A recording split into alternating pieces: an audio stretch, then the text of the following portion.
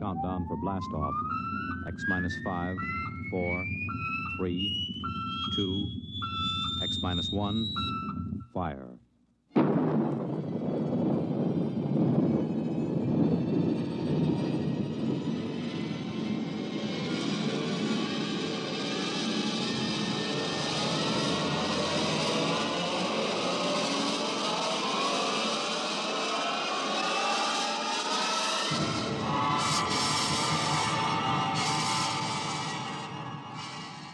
From the far horizons of the unknown come transcribed tales of new dimensions in time and space.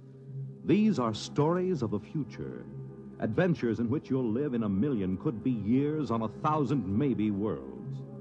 The National Broadcasting Company, in cooperation with Galaxy Science Fiction Magazine, presents X minus 1.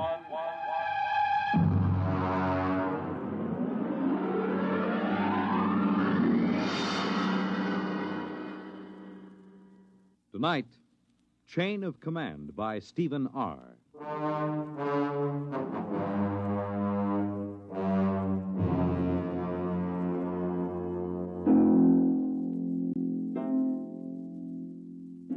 This is about George. He's a friend of mine. Lives right here at the Brookside Atomic Laboratory with his family. My name is Charlie Boyle, by the way.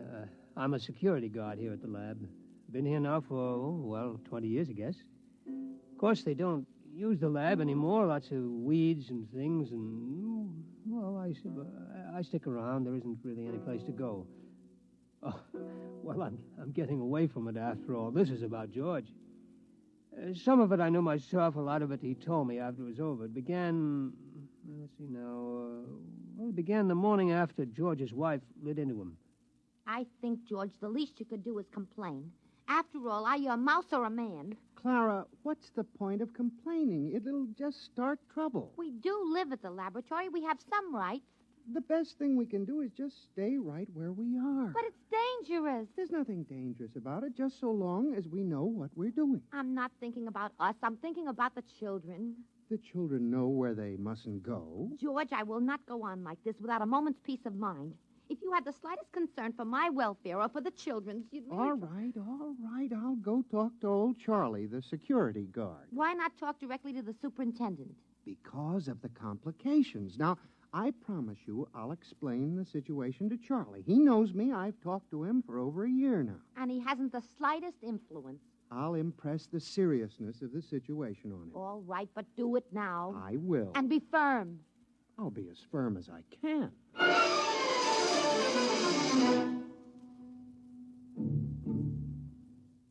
I was at my desk in the hallway. The place was deserted. I've always worked the night shift, except for my supervisor, Mr. Adams, who was in his office down the hall working late. I remember I was sort of dozing off when I heard George's voice in my ear. Charles. Psst. Charlie. Huh? It's me, George. Oh, yes, George. Yeah, how are you? Fine. Can I have a chat with you? Chat away. I got all night. Good. It's about the trap. The trap? The one outside our door. Oh, that trap. Clara, my wife, says it's dangerous. Well, now, She'd like it removed. Removed? Oh, no, George. That can't be done. Regulations? Regulations. Suppose you just removed it without telling anybody. Oh, they'd fire me, George. I see. Clara's afraid one of the kids might get hurt. Oh. How about taking it up with the supervisor? Mr. Adams? Why not? Well, it never occurred to me. Why not give it a try? Oh, I don't know. Mr. Adams doesn't even know you exist. Maybe it's time he found out. Well, it might get a bit sticky. Give it a try.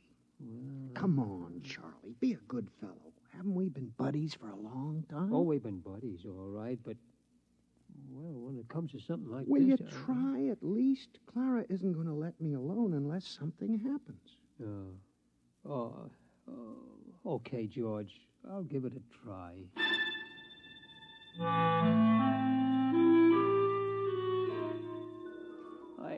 I straightened my tie and I brushed off my uniform real neat, and I went into Mr. Adams' office. I could see the light under his door and I hear him on the phone, so I knew he was there. Edgar? Adams up at Brookside Lab. Uh-huh. How are things in Washington? No, nothing serious. Just want to have a fingerprint check on one of our scientists. Uh-huh. Yeah, number 7X4582. That's right. How's the missus? Good. Now, excuse me a minute, will you? Somebody at the door. Come in. Oh, hello, Charlie. Mr. Edgar, can I call you back? Fine. Yeah, what is it, Charlie? Well, I'd like a word with you, Mr. Well, look, Charlie, I'm on the phone to Washington. Is it a security matter? Oh, in a way, Mr. Adams. Well? I don't know how to tell you, really. Well, just tell me. Well, sir, there's a mouse named George down in room 412 who doesn't want the trap outside his door. Well, that's just too... What? A mouse in room 412. He objects to the trap. Look, Charlie, I'm busy. Is this a joke or something? Oh, well, I guess maybe it is. I mean, I like a good joke as well as the next fella, Charlie, but, well, I mean, it's late and I got a lot of work to do. Do you mind? No, Mr. Adams. Yeah, well, that's fine. You just get back to your desk, huh? Okay, Mr. Adams. And, Charlie, yes, sir, yes. Next time one of the mice complains, tell him to come in here and speak to me himself. Yes, sir.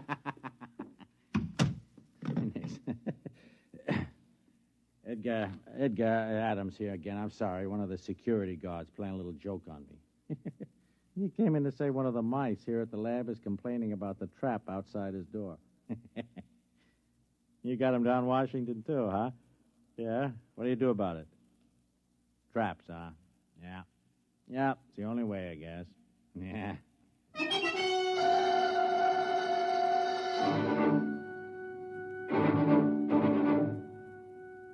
Well, I went back to my desk. George was there, waiting. I could tell by his expression that he knew the answer before he even asked me. No soap, huh, Charlie? No soap, George. I guess I'll have to tell Clara. Yeah, I'm sorry, George. What'd he say? Well, he said if you've got a complaint, see him yourself. He said that, huh? Yeah.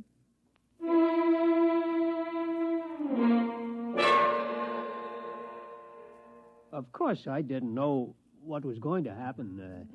George didn't tell me till it was all over. I mean, really all over. And then it was too late for me to do anything. It turned out, though, that Clara, that's George's wife, told him that if he didn't go talk to Mr. Adams, she'd up and leave him. Yeah, leave him. And the kids, too. So him and me, we went.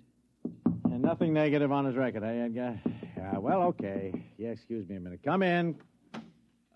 Oh, what is it this time? Excuse me, Mr. Adams. It's that mouse. He wants to talk to you. I'll call you back, Edgar. Now, look, Charlie, I mean, it's gone far enough. Yes, sir. Yeah. Yes, sir. What the devil you got in your hand? Well, this is him, sir. It's the mouse I was telling you about. George. Yeah, George. This is Mr. Adams, the security supervisor. How do you do? Huh? How do you do? Ventriloquism, huh, Charlie? Pretty good. Oh, it ain't ventriloquism, Mr. Adams. He talks. Yeah, sure he does. Well, look, now you had your little joke, and I got a lot of work to do. I'd like a word with you. What? That's remarkable. It really... Now, look, George, if you don't... George, suppose I just leave you here and step outside. That might be best. Excuse me, Mr. Adams. No, wait a minute. You can't leave that beast in here. He won't take much of your time. But, hold it. Leaving a mouse on my desk. Can you hear me all right? Yes, of course. What? I said, can you hear me? Some people have trouble. I'm going out of my mind. It's a hallucination. No, sir, a mouse. Listen to... What are you? A mouse. You know, cheese, rodents, all that sort of thing. Do you mind if I touch you? Okay, but take it easy. Careful, don't bend up the whiskers. You're real. Sure, I'm real. Now, listen, about that trap. The trap. My wife is driving me goofy. Get it away from our front door, will you? Your front door, yes. Yes, of course, I'll... Are you sure you exist? I could bite you to prove it. Never mind. What about it? What about what? The trap. The trap. Yes, of course. Well, I mean, that's a security problem. Look, would you do me a favor? It depends.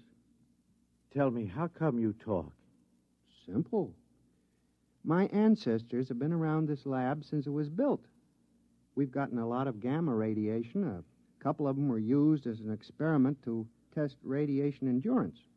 There were surgical operations, grafts of human brain tissue to mouse brain tissue to check the effects of the rays on human brains and so on. You follow me? Wait a minute. I remember there were some experiments where human brain tissue was placed in a mouse and then exposed. That's it. Those mice, the ones that survived, were my great-grandparents. Holy smokes. So what about the trap? I mean, Huh? We're nice, peaceful mice. We don't bother anybody. We don't eat much. We mind our own business. Wait a minute. You say your great-grandparents were the first of this talking line? I mean, are there many of you? 3 generations, Mac. That's a lot of mice. Tell me, have you talked to anybody besides me? Well, I talked to Charlie. No, I mean besides Charlie. I tried it with a couple of guys. They wouldn't listen. These others, what do you call them, your relatives. Have they talked to anybody? Tell me. How should I know? I suppose they've talked to dozens of people. Where are these people they've talked to? The mental hospitals are full of them. It's a problem, see. We can talk to kids and, you know, the odd ones, but anybody else, they get scared. Uh-huh. So what do I tell Clara about the trap? Clara? My wife, Clara. Oh, well, it's a security problem. I think I'll have to take it up with Washington. Okay, take it up. Yeah, I'll dictate a memo first thing in the... No, I won't. They'll think I've flipped. Okay, I'll tell Clara. Now, wait a minute. Let me make a phone call. Sooner or later, this thing has got to be dealt with. Edgar, Adams at Brookside. Now, Edgar, old man, we have just encountered a rather unusual security problem here at the plant. Yes. No, nothing like that. Mice. Yes. Talking mice. No, Edgar, it is not a joke. I know we were joking a while ago, but it turns out there are talking mice here. Edgar, listen. Please, Edgar, will you listen? I'll put one of them on the phone. Now, listen, would you... Here, would you just talk, please? What'll I say? Just say anything. His name is George. Hello? This is George. I'm trying to get the authorities to remove the trap from in front of my... What? Yeah, let me have it, will you? Edgar, listen, I am not kidding, and I have not gone mad. This is on the level. In my office at this moment, there is a mouse who talks. In this top-secret atomic laboratory, there are several hundred such mice, for all I know. Look, Edgar, you don't believe me, and I don't expect you to believe me. No, I don't want a vacation. Good night, Edgar. He doesn't believe me. We keep running into this all the time. George, are you really interested in doing something about that trap? Have you ever met my wife? Oh, of course you haven't. Wait a minute, I got it. I'm going to call for a top-level security conference at the Pentagon. George, will you come down there with me? Will you? We won't say a word. We'll just appear. Washington? First-class accommodations will get you the best suite in town.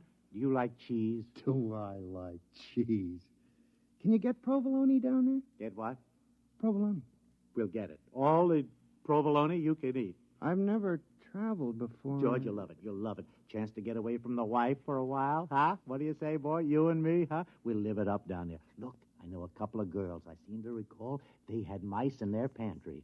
I don't know. I'll have to talk to Clara. Look, tell her it's the only way to get action on the trap. Make it sound big, you know. You hate to go away from her, but it's for the kids. What do you say, pal, huh?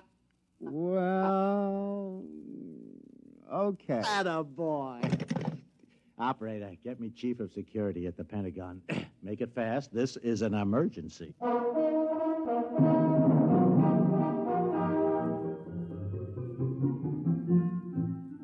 I wasn't there, but like I say, George told me all about it after it was over. Seems him and Mr. Adams went down to Washington on a morning plane. George got a little plane sick, but he liked flying pretty good anyway. They checked in at the Statler, then went over to the Pentagon. Order, gentlemen, order. As a chief, I hereby convene the meeting. It's been called as a Priority A emergency session by Mr. Adams, who, as you know, is security chief at our Brookville Atomic Laboratories. Mr. Adams? Yes, thank you, Chief. Now, gentlemen, it may come as a shock to all of you. It did to me. But I've learned that some 1,200 English-speaking individuals have been operating freely within our top-secret laboratories at Brookville without any security clearance whatsoever. You did say 1,200? Actually, sir, 1,207. Who are these people, sir? Mice, Chief. Mice? Yes, sir, mice. I have one of them here with me. Somewhere. George. Here. Oh, well, there you are. George, would you just mind stepping to the center of the table? Right. Gentlemen, this is George. How do you do? Well, this is most remarkable. George is the result of an experiment conducted some years ago in which bits of human brain tissue were grafted into live mice to test radiation effects. And there are 1,200 of these inside the lab? 1207. Without security clearance? Without security clearance. Oh. Well. Sir, Mouse? Call me George. George? George, tell me what you know.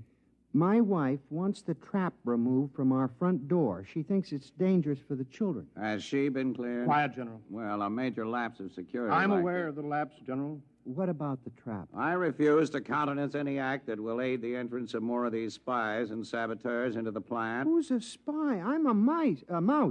Tell me, have you overheard any conferences? Maybe a few. Seen any documents? My kids play in the secret document file. It's the safest place in the lab. Have you yourself ever seen any papers marked top secret? Seen them? Heck, I've eaten them. I believe this calls for some action, gentlemen. Mr. Adams, if you and this rodent will retire to the next room, I think we'll have a brief caucus. Yes, sir. George. Okay. Yes, see you later, gentlemen. Listen, what about the provolone? Never mind. Well, I think we should try to forget for the moment that these creatures are mice and deal with them as security problems. Concur. Now then, the first question is one of loyalty. I raise a question at this point. General? Are these American mice? Well, I assume that... Well, but do we know? You have a point, sir. Perhaps we ought to get immigration in on this. Immigration? I'd say extermination. Before we do anything rash, General, I think we ought to learn more about these creatures, who they are, what their habits are, their loyalties, how much they know. Suppose this George creature won't tell us. We'll have to use every trick in the book. Now, I would suggest we first try the velvet glove. The full treatment.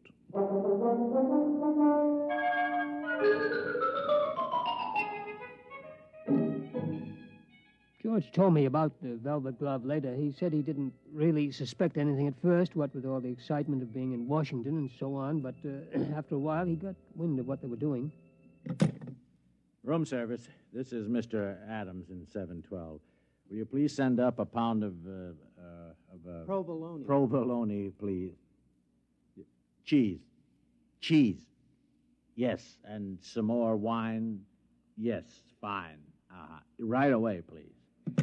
They'll have some more right away, George. Can't get enough of this stuff. Really delicious. George, have a little more wine. I don't mind if I do.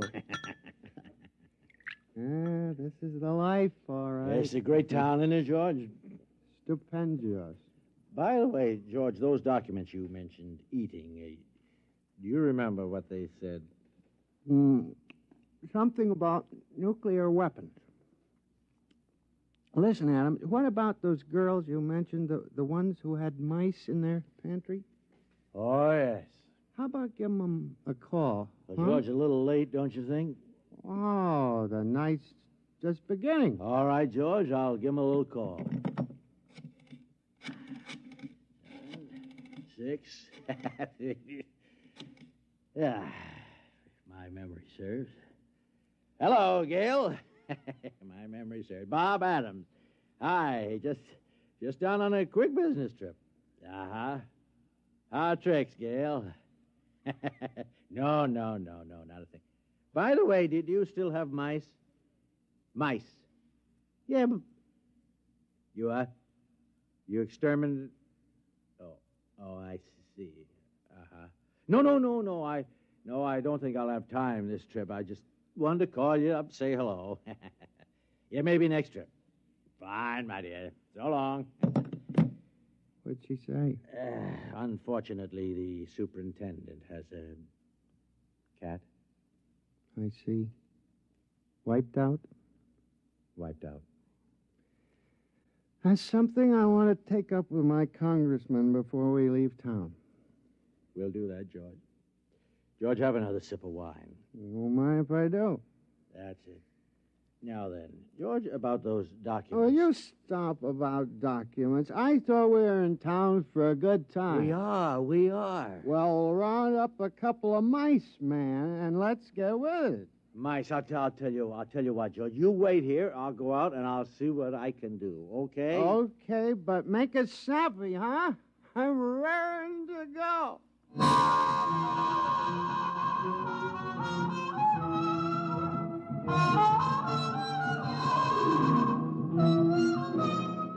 Next morning, Adams woke George and told him they were scheduled for another conference at the Pentagon.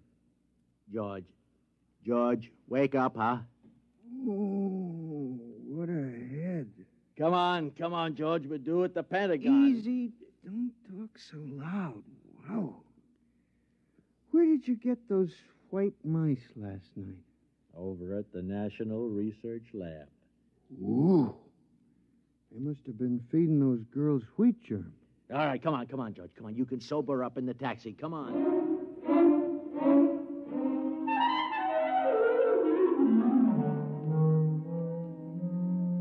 All right, George, we've been beating around the bush long enough. Who are you? I've told you, I'm a mouse. My name is George. I live in a hole at the Brookville Atomic Laboratory. We know all that. We want to know who's behind you. Nobody's behind me. Listen, you guys don't have to be afraid of me. I'm only a mouse. It's the perfect fifth column, the ultimate weapon. Do you realize that you and your family are living inside a secret government installation without any security clearance whatsoever? I'm willing to be investigated. How do we know you aren't an agent for a foreign power? How do we know you aren't an agent for a foreign power? Preposterous. It'd be the perfect fifth column. Gentlemen, I will not remain here to be insulted by this creature. And I will not be insulted by you, sir. Gentlemen, good day. No, George, wait, come back. George, he went that George, way. Get him off. George! He's going into the wall. Grab him. Too late. He's gone. Well, men, this is it. We'll have to decide on a course of action. We've got to recapture him. Look, I think the first thing to do is get a cat. He's too smart for a cat. Well, something's got to be done. Something's got to be done. After all, these creatures have access to every secret file in the country. Not to mention eavesdropping on our private lives. The thing that bothers me is, gentlemen, they multiply in another 3 generations. There will be some 12 billion talking mice, 6 times the human population of the Earth. It's no matter for fooling around. Kill or be killed, gentlemen. The problem there is how. We have reason to believe they're concentrated in Brookville. I say evacuate all humans and blow up the plant. Use the H-bomb if necessary. I'm afraid you're right, General. We must exterminate. I'll phone Strategic Air Command and alert them. SAC, please. Hello, Bill. This is Ed. Listen, fuel up a couple of big ones. No, nothing serious, but we may want to use them in the near future. Just stand by, that's all. I'll call chemical warfare, get the best information on exterminating rodents. Hello? Hello? That's funny. It's gone dead. Hello? Hello? Something's wrong here. Sounds almost as if the line had been cut. Adams, get out an alarm for that mouse.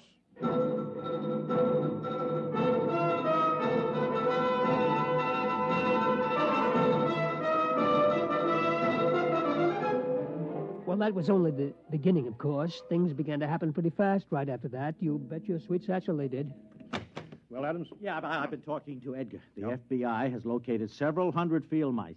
All of them non-talking. No trace of a mouse corresponding to our description of George. See?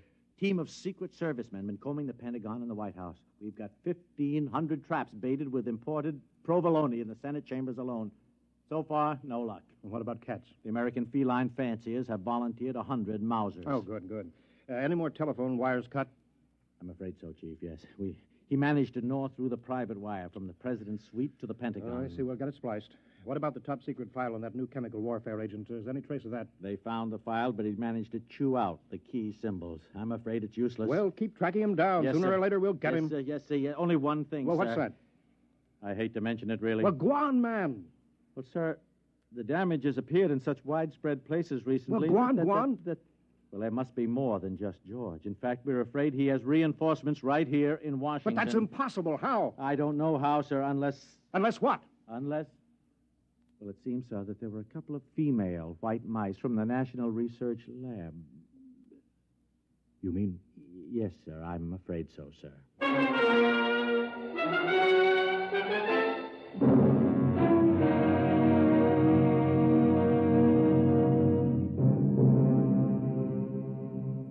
I guess maybe you know the rest. Within a couple of weeks, every cable, telephone line, power line, every telegraph line in the United States had been cut. Also the wires on every plane, tank, train, and ship. They'd also destroyed every file in the country. That was only a month ago. Well, you can guess what's happened. Most everybody has left this part of the world. In this whole atomic laboratory, I'm the only human. And I'm not so sure I'll be around much longer. Yes, sir? The only woman. Not that they need a security guard, but, well, I'm just used to being here. I wouldn't know where to go. Charlie. Why, George.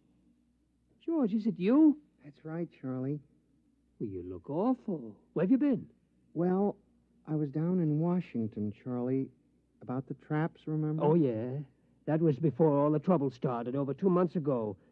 Well, what you been doing all this time? Well, you know, we've been pretty busy protecting ourselves, cutting the lines and stopping transportation and such. I figured it was the mice done it, yeah. Yeah, we didn't like it, but it was them or us, so we did it.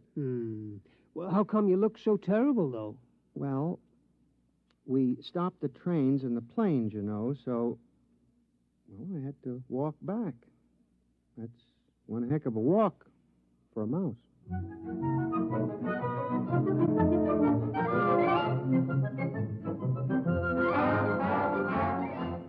Like I said, this is about George.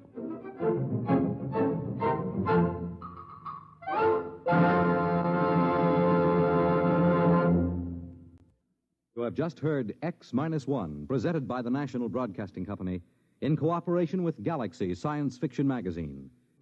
Your announcer, Fred Collins. X-1 was an NBC Radio Network production.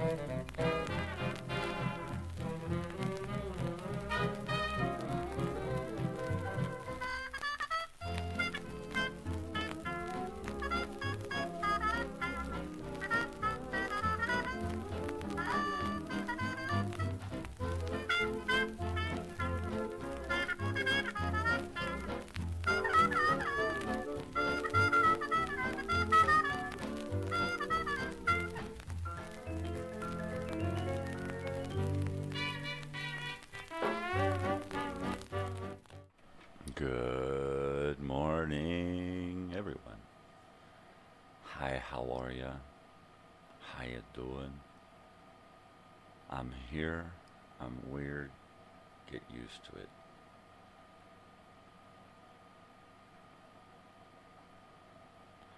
That's all I got to say about that. I have big cup this morning again.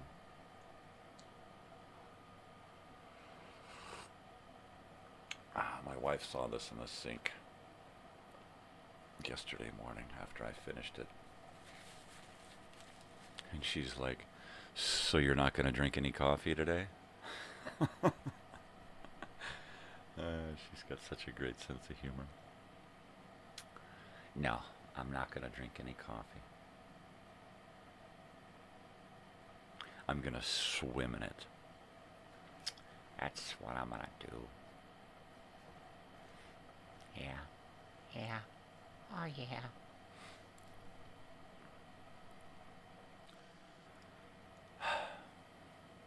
Anyways, what's going on, Holmeses? Holmeses? What's up? What's up, dudes? Dude. Yeah.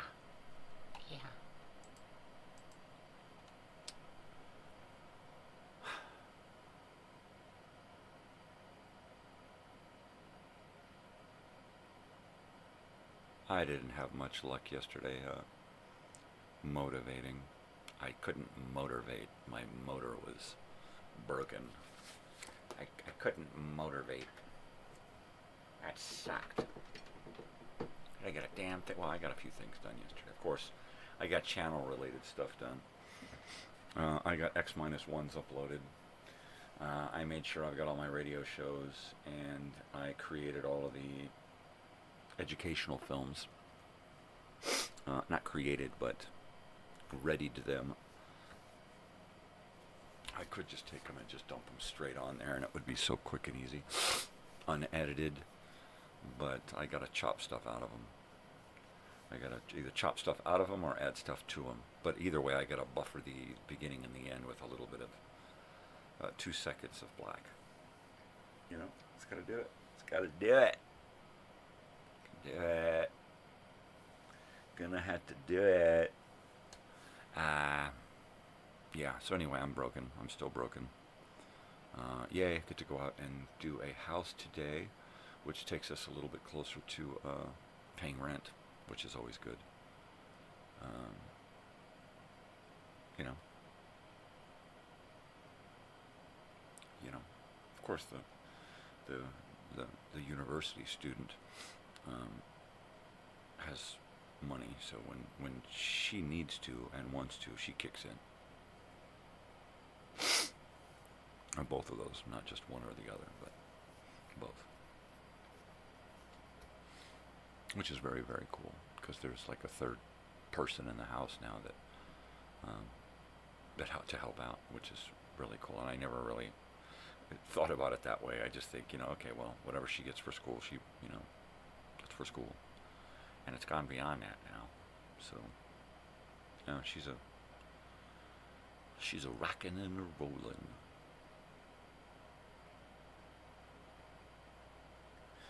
And she's an adult.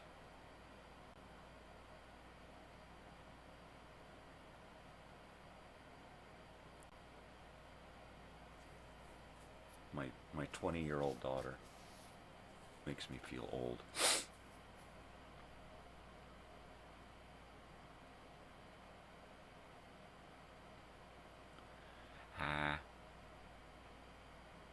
Yeah, that sucked. That sucks. I don't want her to grow older. I don't want her to get any older. Not for me. Just because I know what it's like to get older. I don't want that on her. Ah, yeah. Coffee. Isn't that just swell? It's swollen, in fact. Shut up.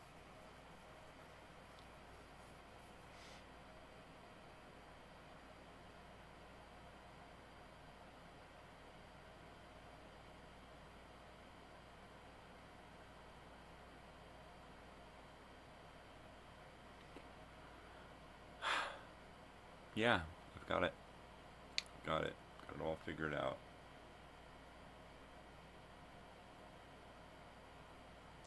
Ow.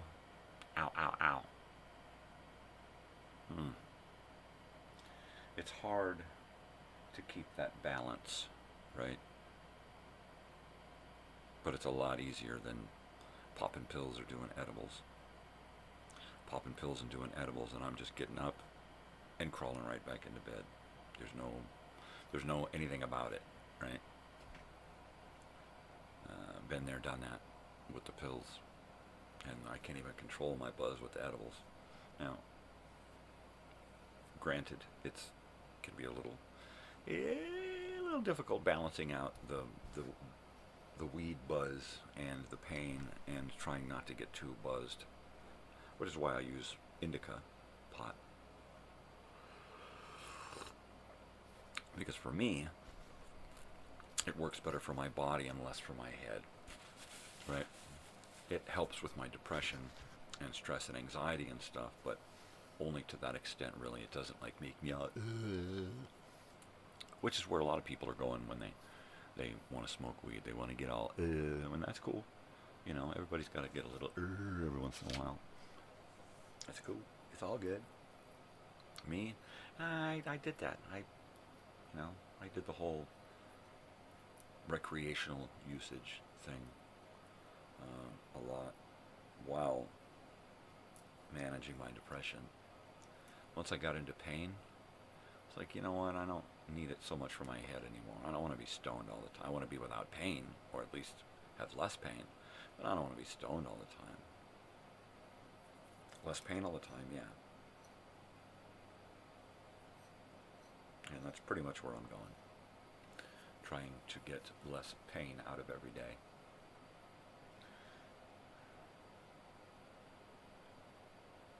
And it's rough, man. It's fucking rough.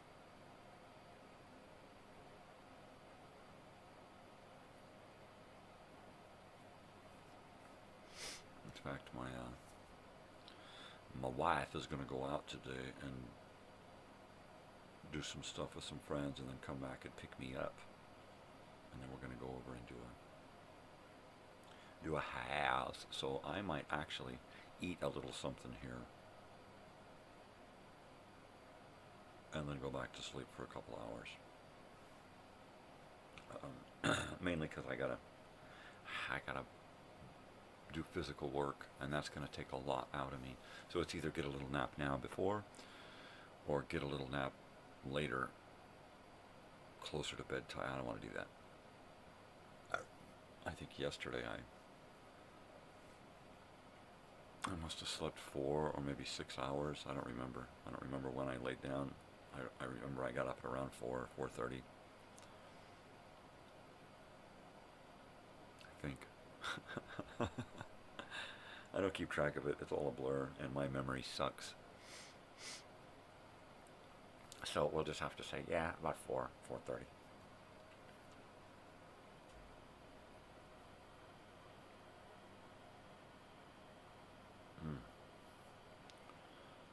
Oy. Do-wacka-do-wacka-do-wacka-do. Do-wacka-do-wacka-do. Oi. Oi. Oi, mate.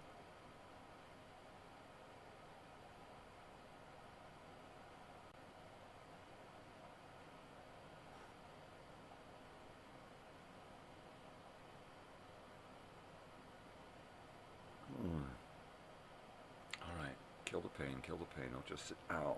Fuck. Ow. Don't just sit here and wallow in it. Oh, that was a bad one. Yeah, you move too quick, man. And all those nerve endings that have no disc there to buffer in between the vertebrae. Every once in a while, I turn quick and it catches one of those nerves. And it's like a shock to the system, big time. I mean, it's like, it's like getting zapped with electricity.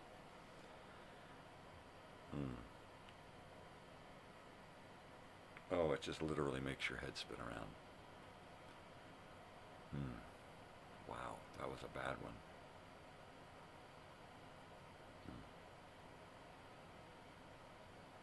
I'm getting used to internal pain a lot. So every once in a while I get that neck pain rearing its ugly head ferociously. Usually it's there, but it doesn't say rah. And that was a good one. Man, that was a good one. Sheesh, that was a good one. Okay.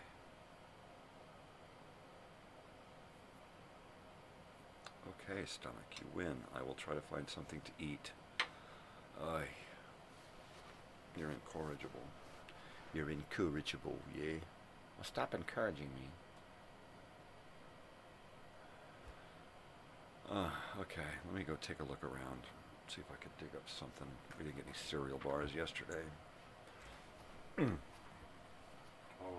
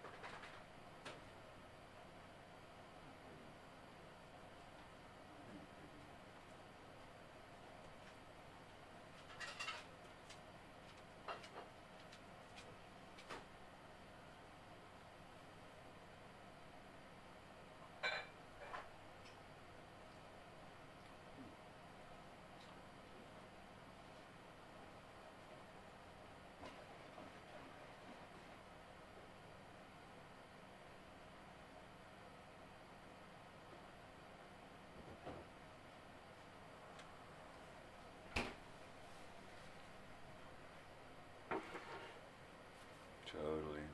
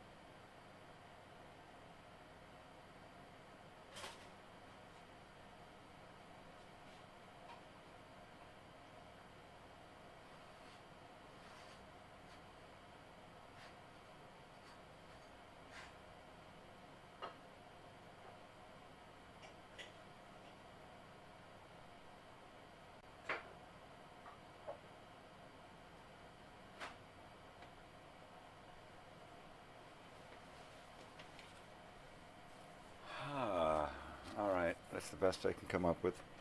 A piece of buttered toast. That's all. It's all. Right, it's okay, it's all.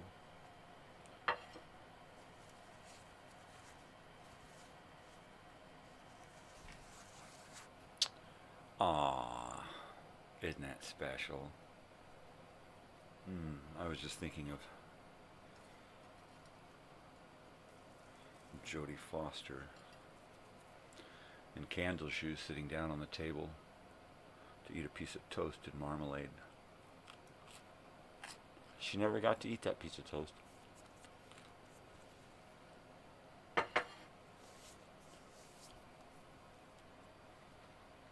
Mm-hmm.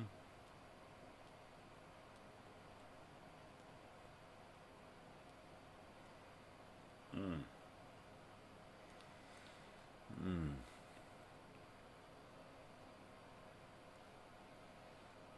Okay. Food goes in the stomach. Just get some food in the stomach, and then we can kill some pain. Mm.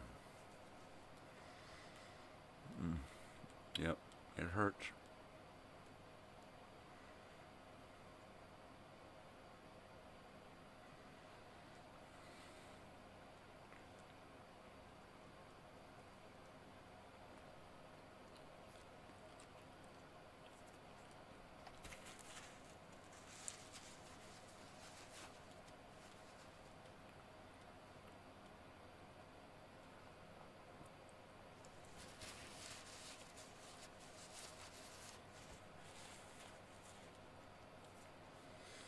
Mm-hmm.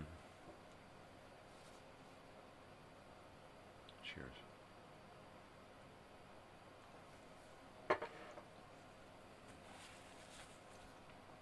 Away.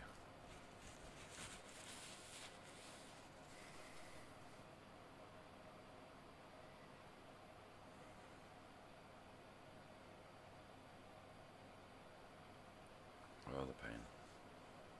Oh, the pain. At least this will quell the pain in my stomach a little bit, right? A little bit. Coffee won't help. Mm-hmm.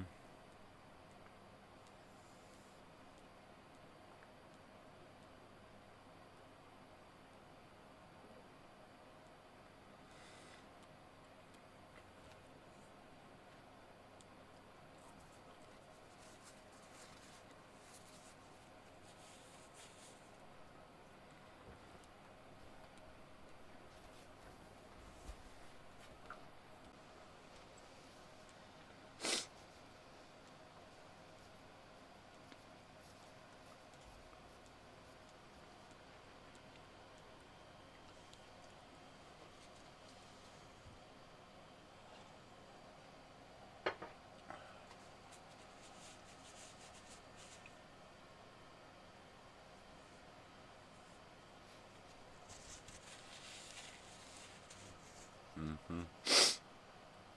Oh boy. Well, there's one piece of toast in me.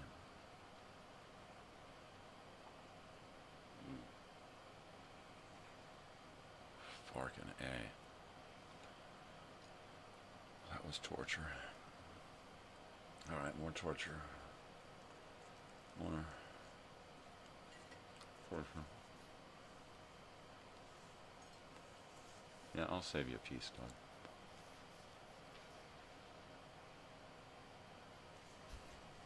I think I hear other dogs. Let me go check.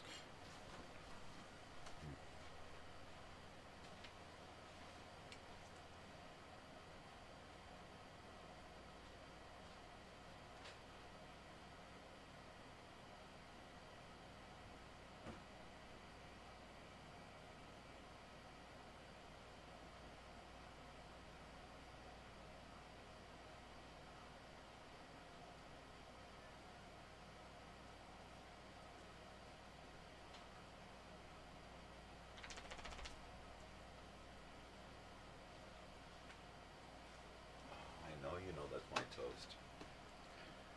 You silly boy. You silly boy. I know you want toast. You'll have to wait until I finish. Oh, you're cute. You got the cute factor going on. I give you that. Mm-hmm. Mm-hmm.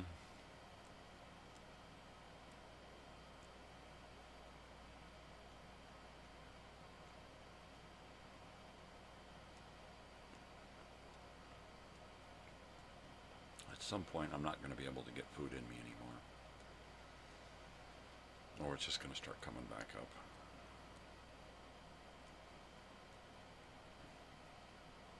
I'll keep trying. As long as I can keep putting food in me, I'll be all right.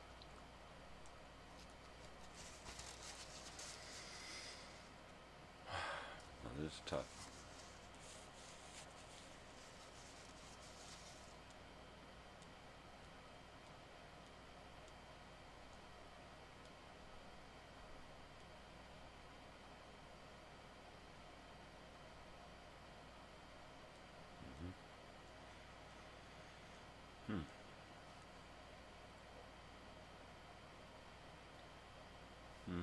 Hmm.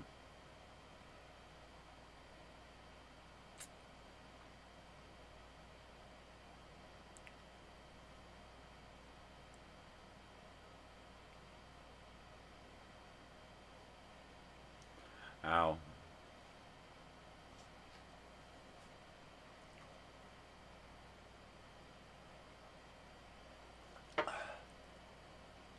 Okay.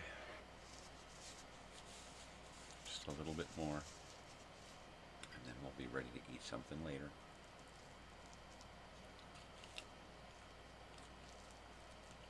There you go, bud.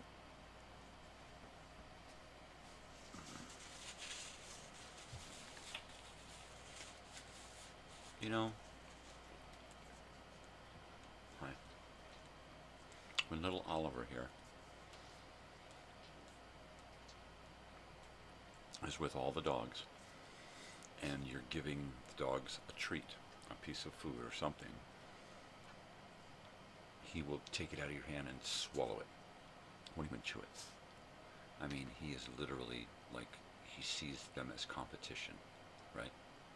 Like, I gotta get it first, because if I swallow it, I can get some more, right? Before anybody else does. Now, when he is out here with this big dog out here, he refuses to show her that she even bothers him slightly, right? He's got to prove that he's tough. Machismo, right? So if she's out here and it's just those two, Oliver and Bessie, the big dog, I will give Oliver a piece of something, and he will take his time chewing on it. And just like look right at her and chew it. Really? Like, you don't scare me. You ain't competition. I'm better than you. Wow, it's weird. You get him around any of the other little dogs, and he's like, just swallows it, scarfs it down. If he's by himself or with Bessie, he takes his time eating it. Sometimes when he's alone, he will scarf it down quick. But whenever Bessie's around, he eats real slow. He'll go to the bowl and he'll stand at the bowl and eat. Or just stand there so that she can't get to it. He is not afraid of her, and he wants her to know it.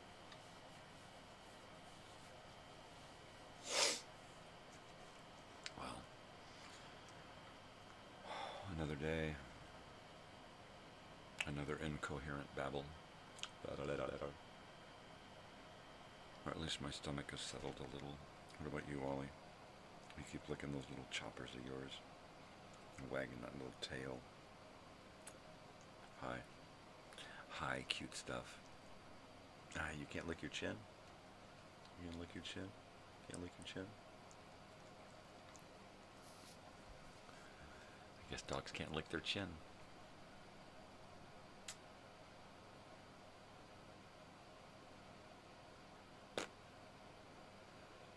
Well. Ow. I think my body is sufficiently awake. It's just starting to hurt like hell. Okay. I have to get rid of my dishes or dog will stare at me, thinking I have something for him.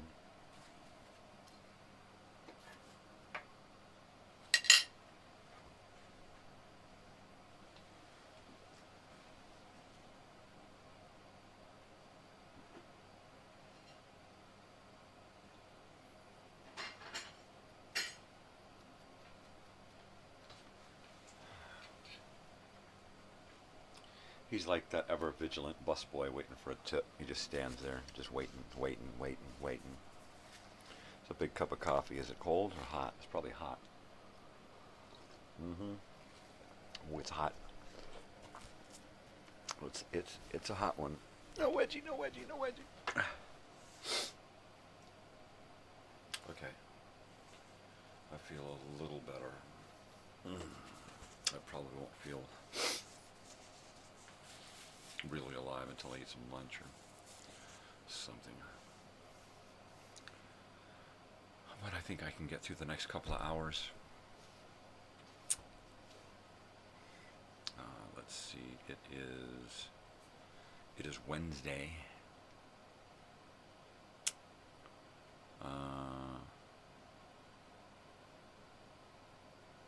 Yeah, I think it's next week, Monday, that my daughter has a dentist appointment, and then she's going straight from the dentist to the campus to get dropped off for her classes. But her friend will already be there. Let's see, and then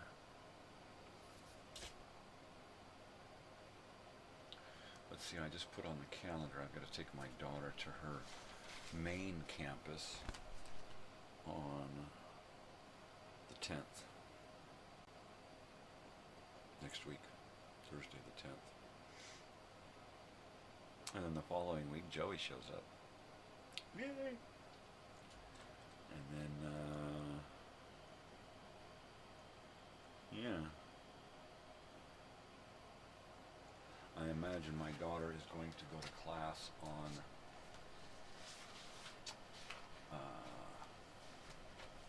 Monday after the concert. That would be on the 21st. Which means that we'll be rolling out of Vegas as early as possible so we can get here and she can get cleaned up and get ready to then go to school. More than likely she'll be sleeping the whole way back from Vegas so that she'll be a little rested. Yeah. Awesome. Fun on a bun. Oh. Fun on a bun. Fun on a bun. Yeah, this is going to be great. This is going to be great. Dogs. Whitefish wants to get back in bed.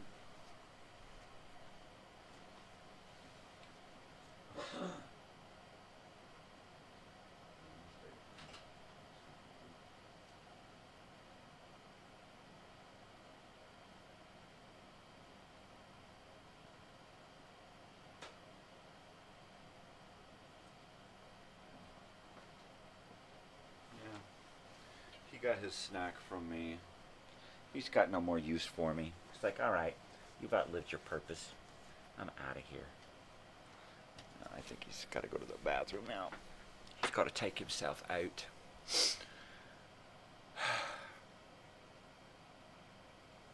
Oi. Oi.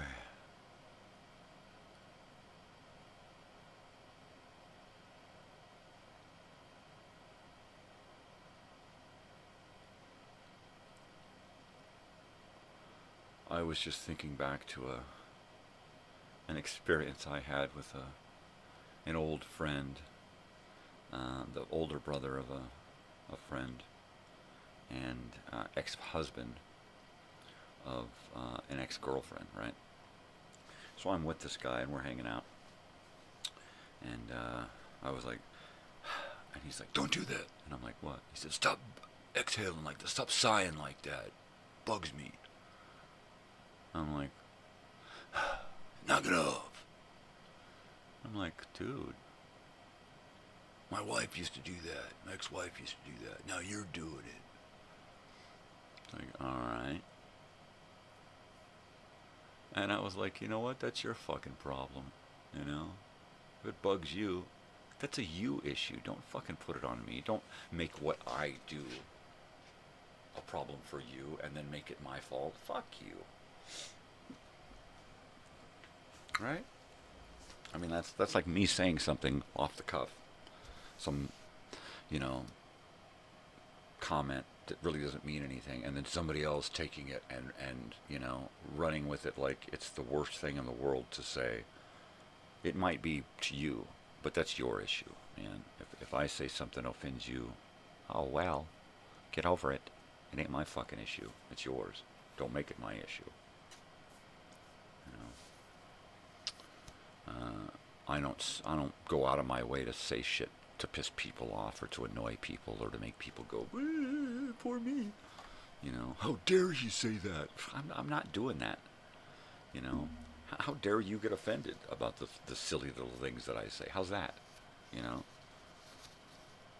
get over yourself. You ain't that fucking important. You might be to yourself.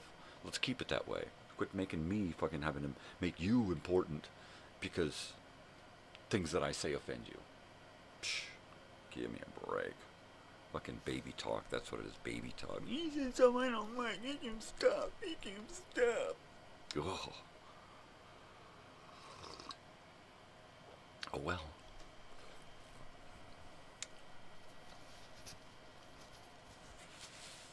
Oh well.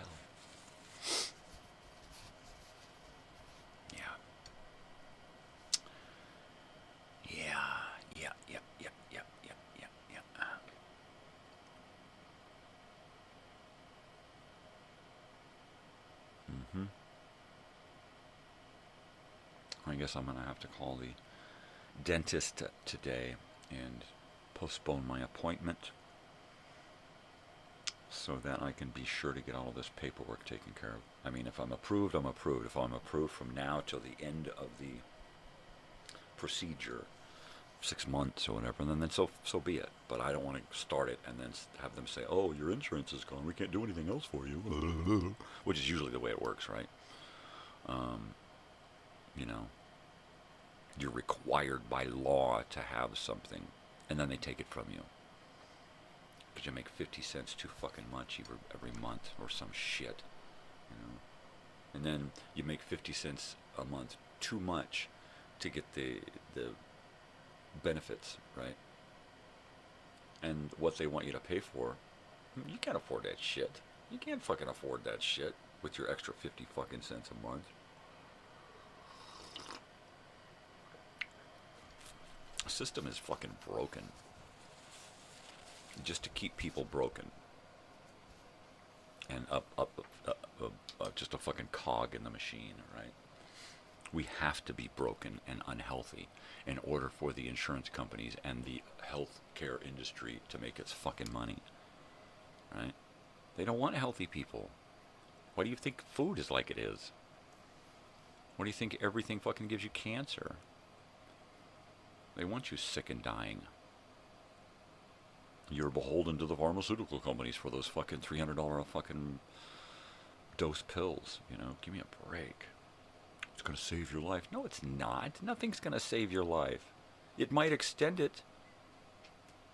So much so that you're going to go, oh, please, just get rid of me now. These side effects are killing me. Just let them take me. I'm over it. I'm tired of feeling this shit.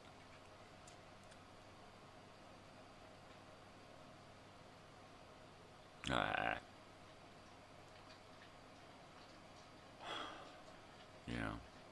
To hell with the medical industry. To hell with the fucking doctors. To hell with lawyers and judges and politicians. Fuck them all. You know? Those fucking teachers that pass out packets and follow a curriculum and care not one fucking iota for their kids. Fuck all of you.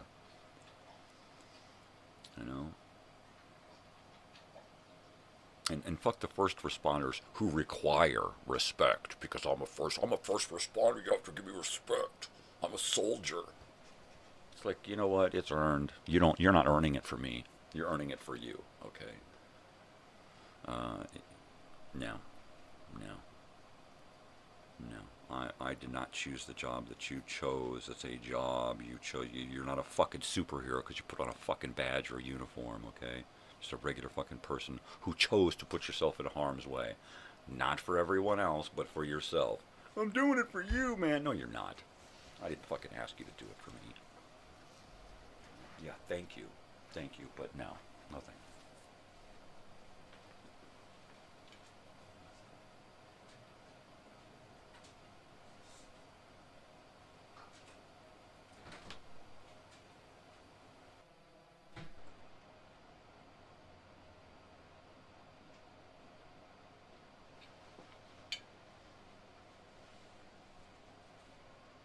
Now, first of all, if you're a first responder, thank you, but I did not choose that profession for you, so don't come to me, you know,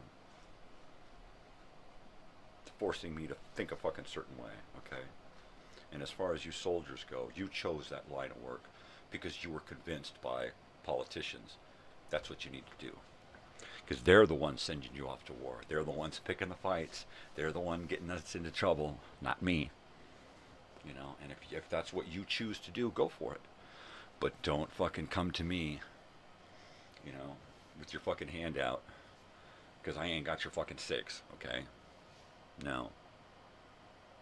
No, I'm anti-war, which means no. You know, if you're going to go off and fucking kill people, go for it. But don't fucking expect me to appreciate it or want it or back you, because I'm not. No. No. More people need to get together and be against that kind of shit. You know, we're supposed to be against violence, but yet we're the most violent country in the fucking world. You know, this country's got its head so far up its fucking ass, it don't know whether it's fucking coming or going. You know, it really don't. You know, any argument you're gonna fucking throw at me, you're just fucking spouting propaganda bullshit that you've been fucking programmed to fucking say, so no, I ain't going for it. I've been listening to the same fucking propaganda fucking programming bullshit my entire life. And I'm just surprised at how many people fucking gobble it up. You know, just gobble it up. More bullshit. You get heaping spoonfuls of bullshit. Just eat it, people.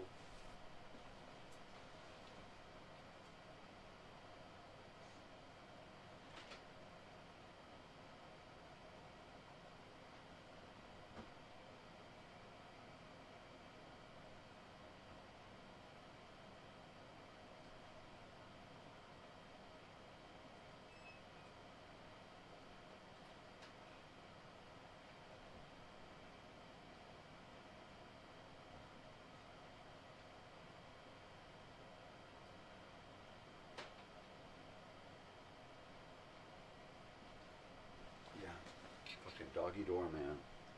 That's what I am. I'm a doggy doorman in the morning.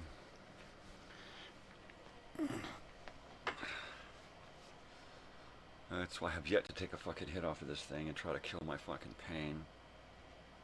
I'm just in one of those moods, you know?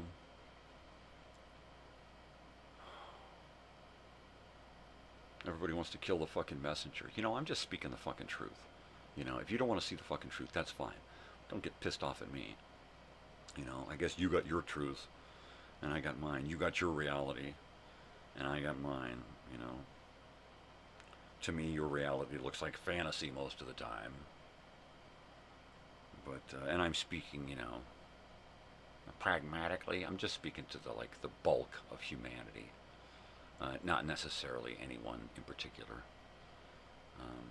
More than likely, nobody who watches this show, because quite honestly, if you're watching the show, you're probably weird like me, and you're like, yeah, I get it. Yeah, douchebags everywhere. I mean, it's fucked up, you know? You're supposed to vote, and then you're supposed to vote for what? You know? You're supposed to put your trust in so many people, and you just can't trust them. You know, you can't trust politicians, you can't trust doctors, you can't trust police, you can't trust, you know, the priest at the church. You can't trust anybody. You know, you can't trust anybody.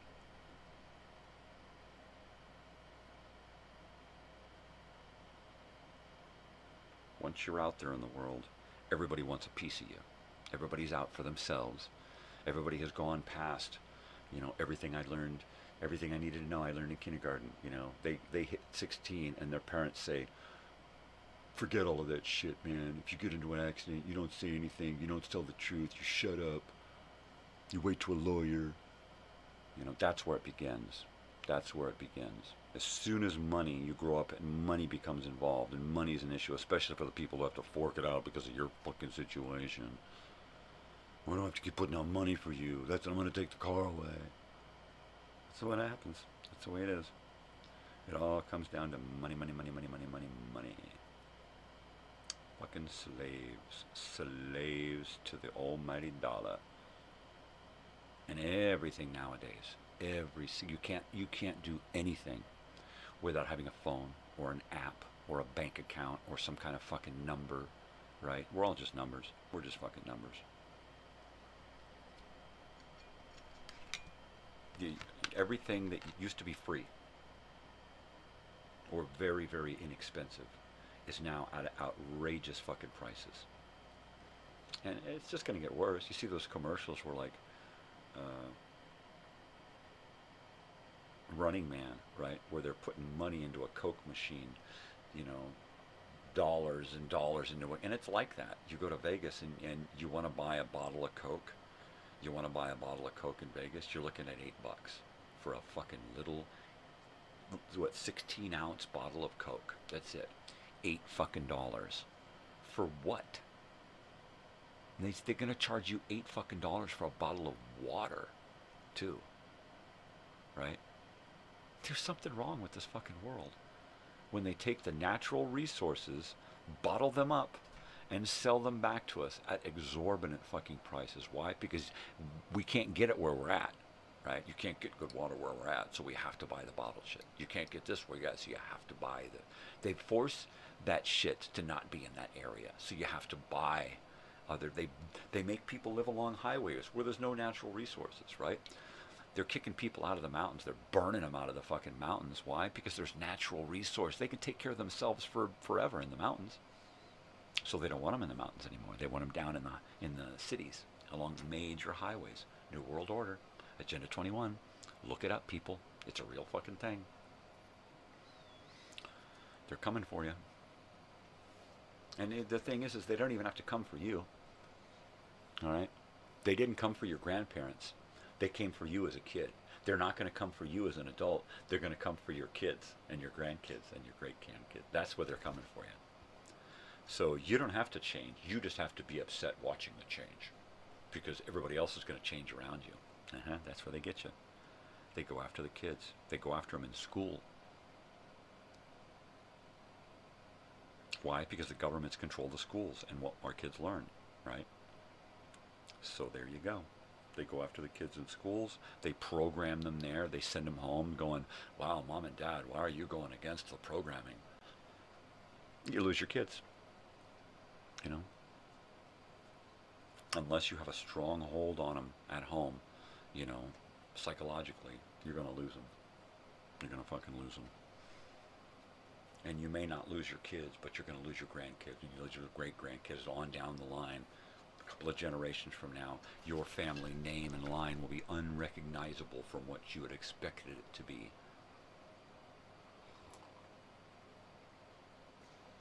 True that. You don't have to like me for it.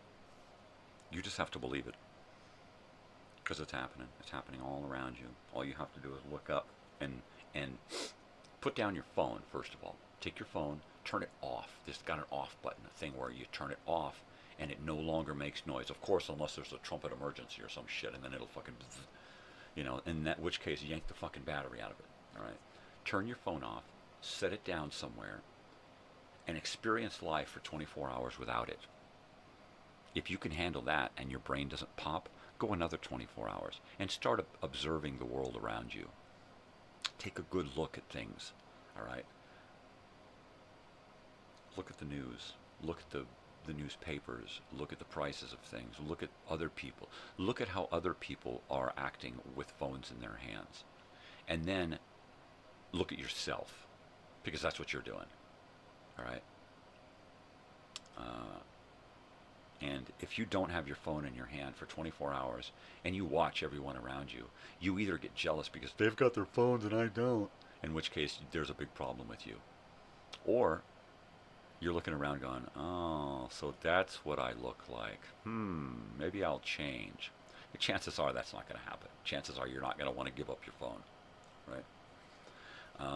I leave my phone alone so often. I have two phones. I have one for the internet and one that's just a phone that I use. to get directions, to look up stuff when I'm out, and to use as a phone and a timepiece. But that's it. Occasionally I'll use it as a camera. But I don't have any apps on that fucking phone because that's my phone. The other one I use where I can get internet. Okay. I set both of these things, plug them in, set them down, and will ignore them, walk away, leave the house, go places, and not have my phone on me. And it's wonderful. You should try it sometimes. I quite honestly don't understand what the big fucking fascination is with having this stupid little fucking idiot device in your hand all the time. You walk around and you see people in their cars with it in their hands, walking around the supermarket with it in their hands. Everywhere they go, they've got this thing in their hands, and they're looking at it, and they're using it, and they're talking to it, and doing all kinds of shit with it. And it's like, what the fuck is your problem? You know? What is your fucking problem? You don't need that thing. It needs you, all right? It's nothing without you. You're everything without it. It's nothing without you. Without you, it's just a little hunk of fucking plastic and metal. That's it. When it's attached to you, you become less than human, all right? You become a cyborg, all right? You become something that has this parasitic device attached to you, controlling your every fucking thought. Period. Get a hold of that. That's some fucking reality right there. Nope. People don't want to fucking see reality. People are on their phones right now watching me talk about getting off your fucking phones.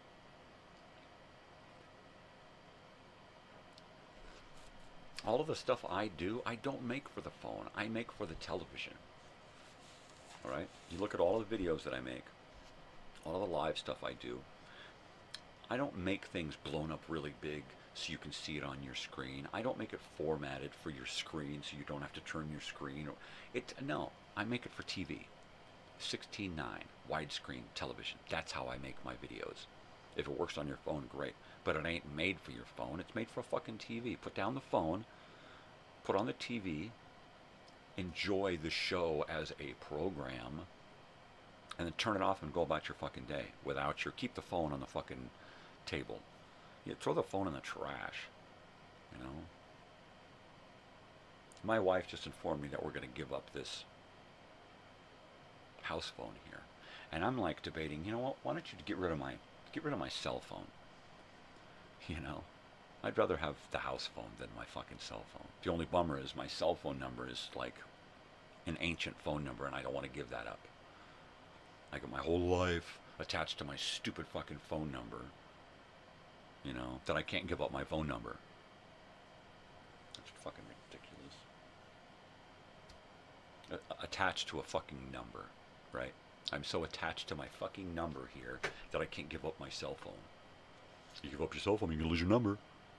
Change programs and you can move your number, but if you stop your program, you're going to lose that number. You have to get a new number.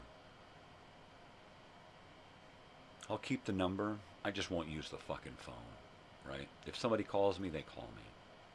I get about, what, maybe a dozen calls a year that are meaningful. I probably get 1,000 pointless fucking phone calls a year. Scammers, marketers, people who think I'm fucking Mary Memory, the lady who used to have my phone number.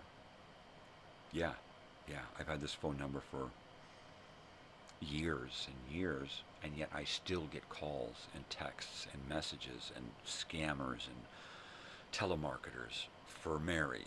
Hello, Mary. How's it going? This isn't Mary. Oh, well, I'm sorry. Well, if you live in the... No, I don't. And don't do that. You can't fucking do that. You can't call to talk to somebody and then you'll settle for me. Fuck you.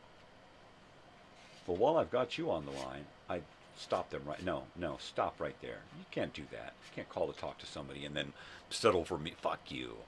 What am I, second best? You know? You're just here to fucking sell your bullshit to anybody, huh? Get out of here.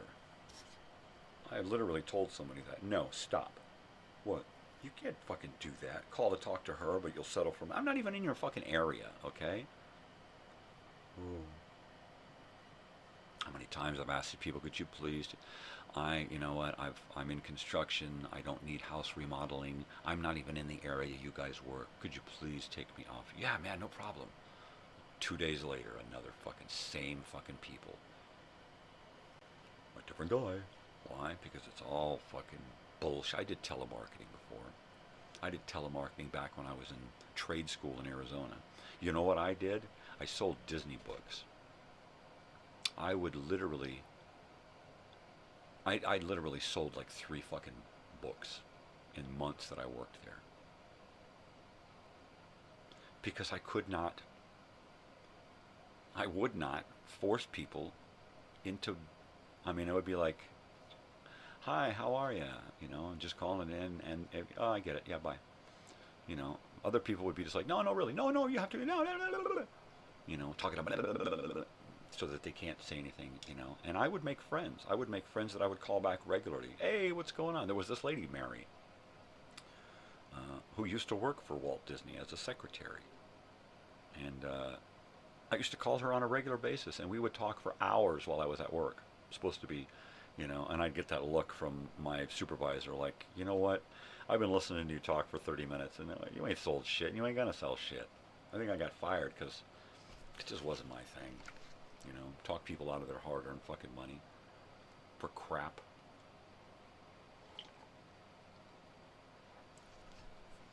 Yeah, and overpriced Disney books made in China. Crap. Publish the shit in the U.S., bring the price down, and fuck yeah, we got a deal. You know?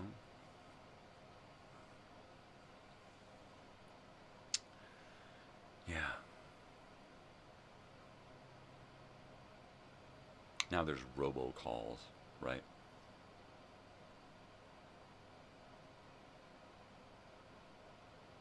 Fucking robos. Oh my gosh. All right, I'm going in. It's been almost an hour. It's been way over an hour. I've been up since 4:20. And it's almost 6.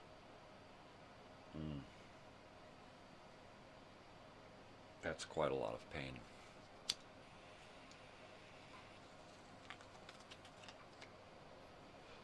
I just got to make sure I'm sufficiently awake, or I'm just putting myself right back to sleep.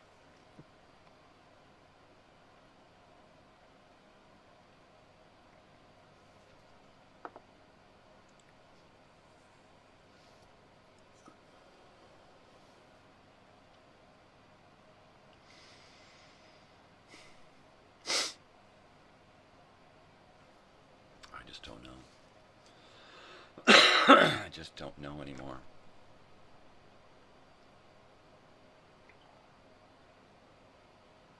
I kind of hope that when I left this world, it would be like, wow, what a great, awesome experience that was, right?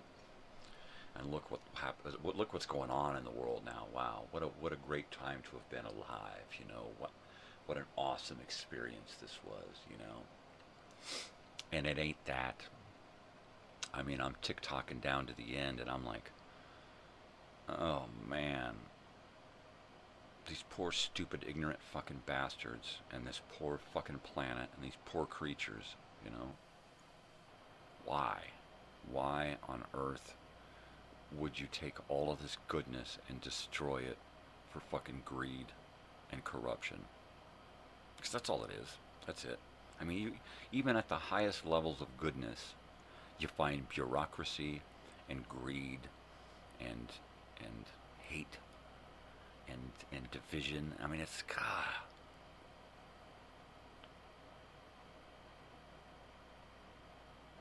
everywhere you look.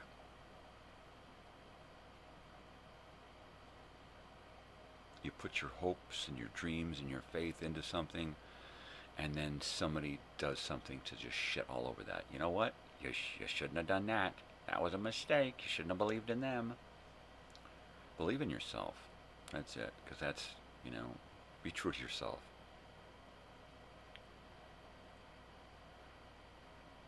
And then try to find somebody in your life who can do the same, who can really honestly be true to themselves. Because if they can do that, they can be true to you.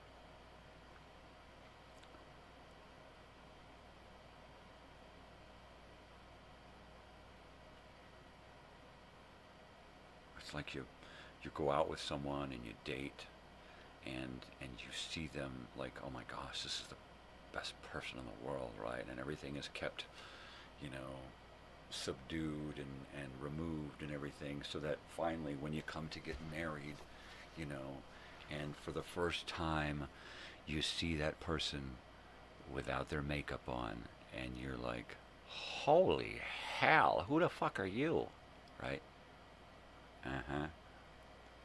Or, you know, his niceness goes away real quick, and you see the real him, the real douche come through, you know. Room service comes up, and he's just the biggest fucking asshole in the world to the nicest little sweetest person, right? And you're like, who the fuck did I just marry this big fucking asshole? Oh my God. You mean all of that was just bullshit to sweep me off my feet and to blind me? That's usually the way it works now. You know, you can't see the real me until it's too late. And then I'll try real hard for you to never see the real me. No, get out of here. You can't see me till I put my face on, right? They come to bed with a mask. They get up and go put their face on in the bathroom before you can see them. You never know what your wife really looks like, you know. He's so good about keeping that double persona thing going on, that one day you go to surprise him at work and you see what an asshole he is to his employees and how he treats everybody like shit, you know. And then of course he sees you and he's like, hey, how's it going, baby? Hey you guys, all right, everybody take a break, I'm gonna give you guys the afternoon. And then he's a real super nice guy, right? Yay for the boss, you fucking jerk. Yeah, I've seen those guys, both people.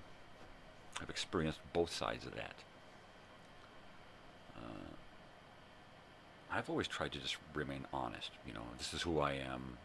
You know, sometimes I gotta pretend to be happy. Well, most of the time I gotta pretend to be happy. That's my fake persona, right? Is being happy. That's pretty much it.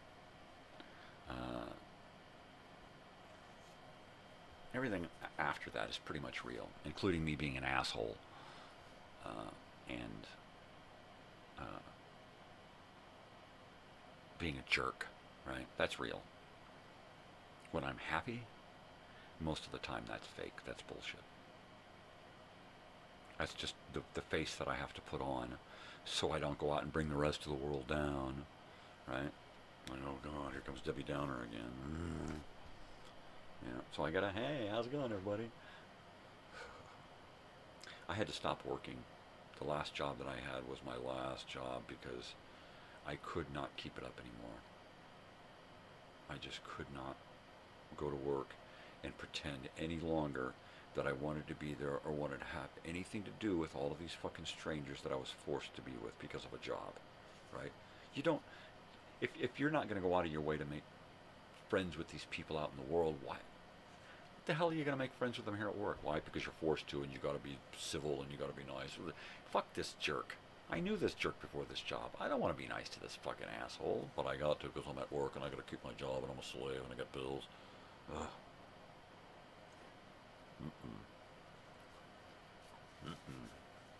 God, that used to hurt me. I used to come home and want to fucking cry, having to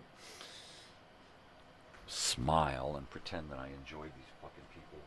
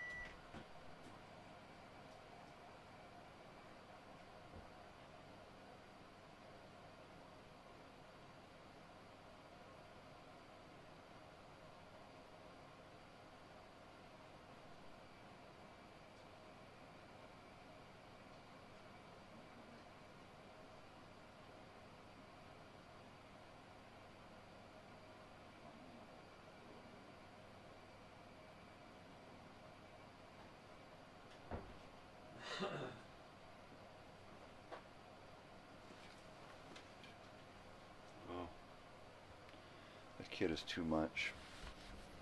I mean, an hour ago I looked in on her and she was just snoring out, right? And she had only probably gotten to sleep a couple of hours before. And she's in there wide awake checking messages. You know, damn phone. Oh.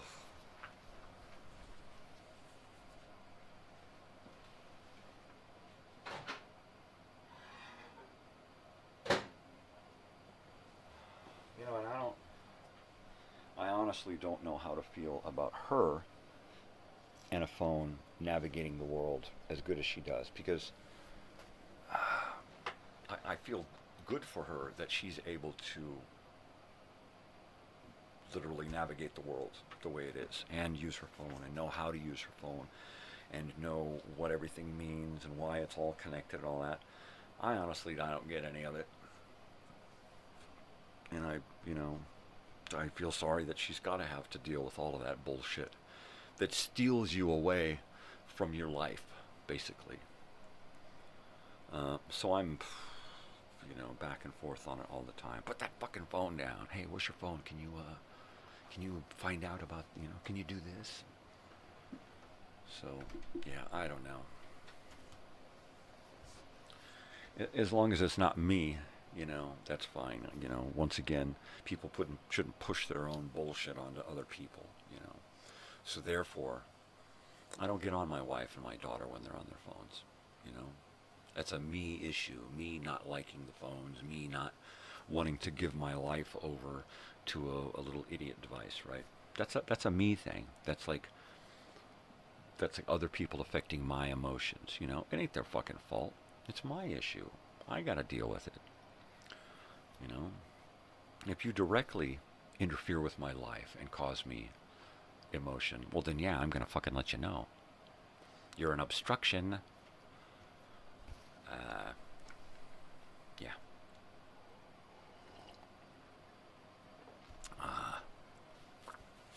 What are you gonna do? What are you gonna do? Well, I'm not gonna pick up my phone.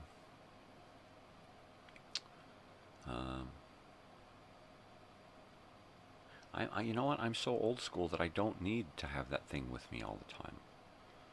I just don't. I don't feel the need to be connected to a device.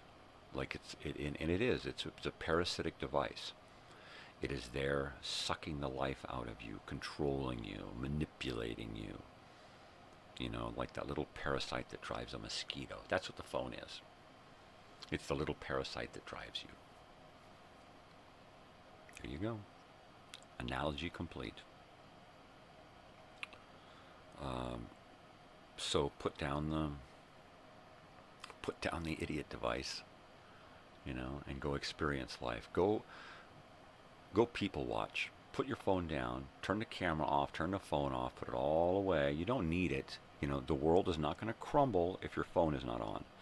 You're not going to die if your phone is on your dresser in the house and you're outside on the street.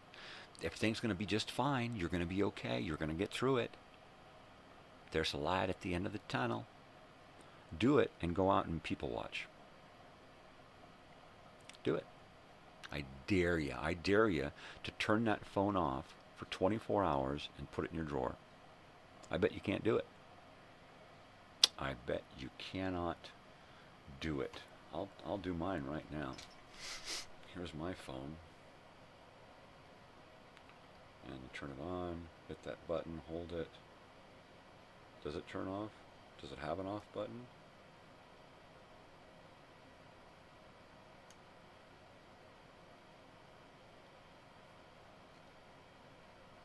Hey, honey, how does my phone turn off? Oh, is that an SD card? It doesn't have an off button. It does not turn off. It will not turn off.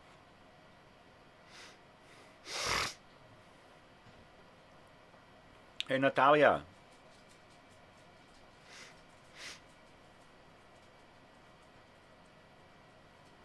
Does my phone have an off button? Yeah. How do I power it down?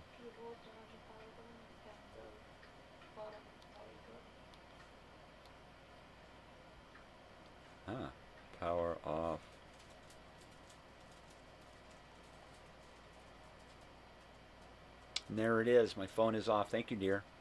I dare anyone else out there to turn their phone off. I'll turn it back on tomorrow morning. I swear.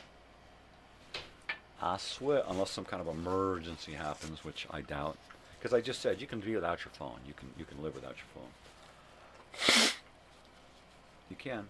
You can do it. I swear. You can do it.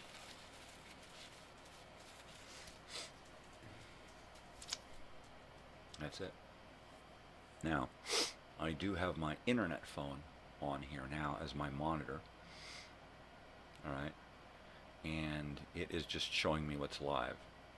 Right? The volume is down because otherwise you'd hear me talking twice.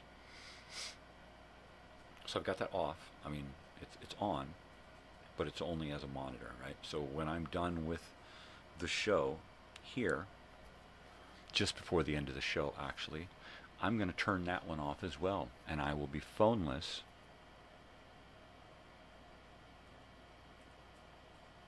for the day.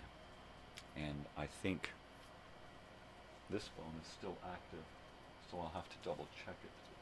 My house phone. If it's still active, then I'm good to go. Because if people leave the house and go out into the world, I have to be able to be connected to the world. And that's what a telephone is. And I have no telephone. Well, that sucks. All right. So, in an emergency situation, I'll tell my wife to contact me through Facebook Messenger, and I'll just be here on the computer. And, well, I'll just have that on the computer, and if I get a message from here, my computer will go bing, and that'll be my emergency. That's it.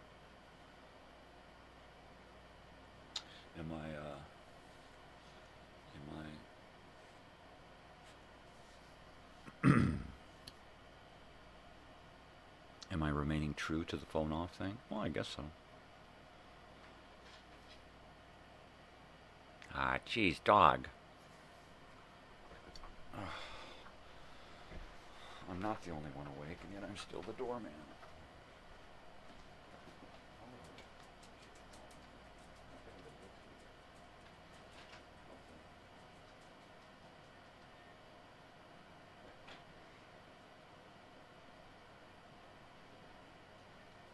Stay with me. Come on up here. Come on. There you go. There you go, baby. Here's my shirt. All right. Dogs in, dogs out, dogs in, dogs out, dogs out, dogs in. Dude, no. All right.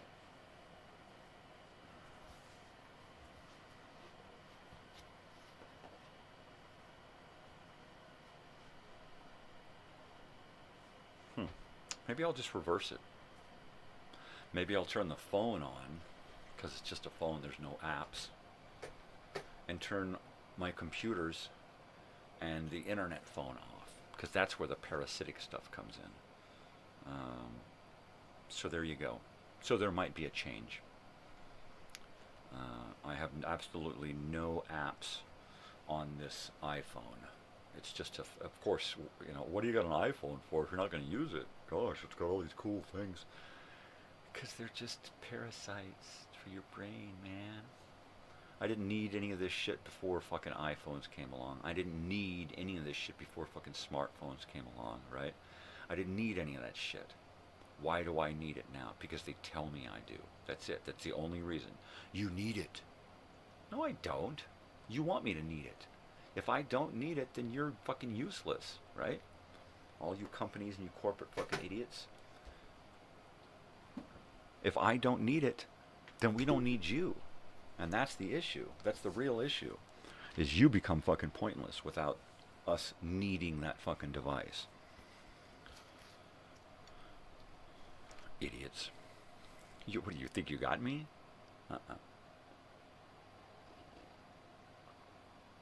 All right. So after the show, I'll turn my phone on and turn all the other devices off. There.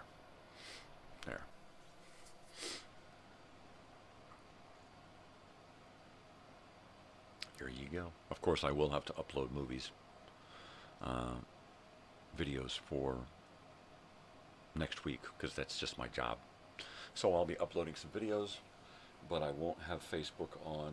I'll only have YouTube opened up while I'm working, and I'll have my Parasite phone off, my smartphone, and I'll just have my Apple iPhone here, because it's just a phone.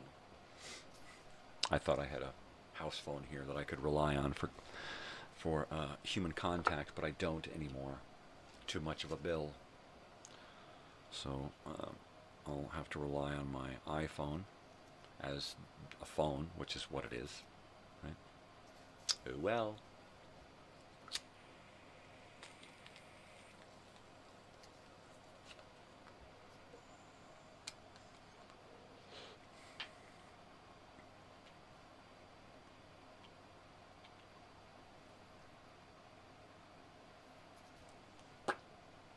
Hey, Footlicker. Oh, geez, there's Big Dog now. Of course, she wants to come in, because I just sat down and got comfortable. So now I gotta get the fuck up again.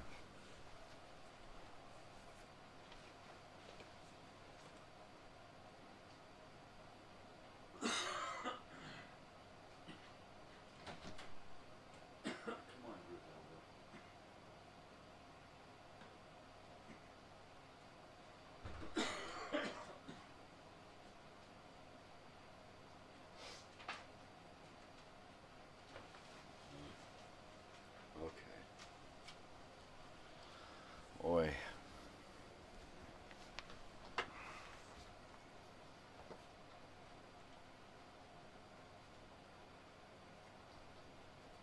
And for those of you out there who wished me a horribly painful death, prolonged agony, I'm working on it.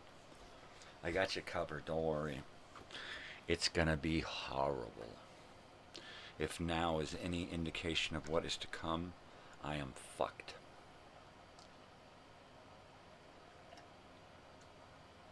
So all of you nice, lovely people out there who wish me the worst, don't worry about it.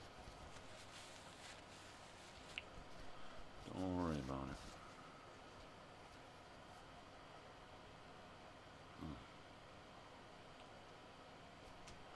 So I shall smoke more, because it's what I do.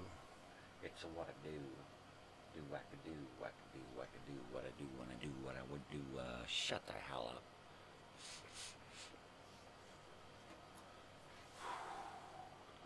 Let's see, I've got a few mini-series to watch.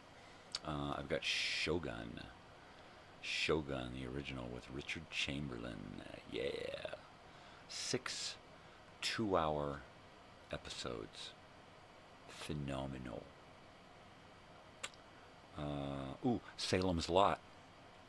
3 hours, 2 1.5-hour episodes back to back. Salem's fucking Lot, the original.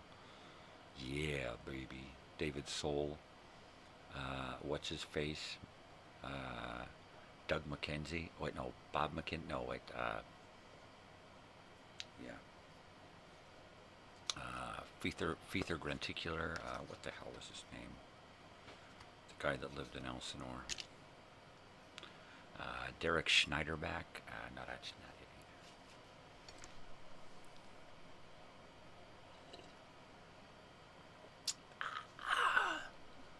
it. Yo Mismo back again. This feels like an ARG without the ARG element. What's ARG? I'm sorry. What's ARG? R-A-G.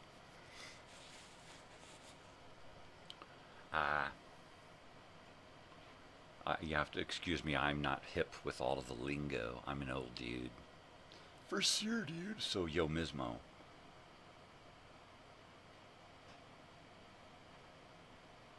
I'm waiting. Comment. Say it. I don't know. What does ARG mean? Is it some kind of altered reality game? Is that what it means? I don't know. You'll have to fill me in on the lingo, dude, while I pack a bowl and listen to the house wake up. This is my studio. Here is my living room. All right, see, This is my studio. What the hell is that stereo doing on?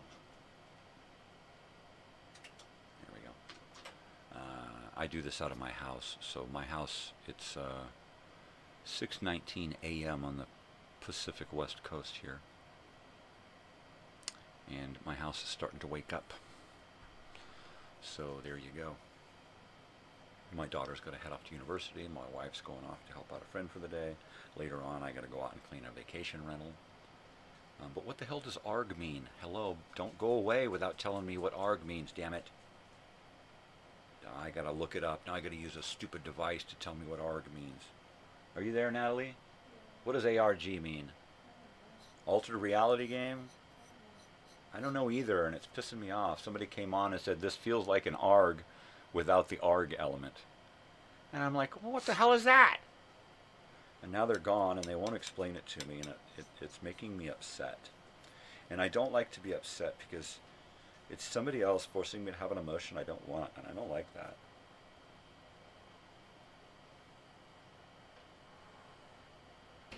Yeah, like they forced me. Have an emotion. Have it! You better have that emotion. I'm forcing you. Ah, go to hell. No, really. What is ARG? Now I got to look it up on a phone? Ah, jeez, I don't want to do that. I'm trying to be anti-phone. ARG. All right, I'm just going to say that as altered reality game, because that's what I'm going to say it is now, right? There. Bleh. Bleh. Yo mismo. Yo mismo.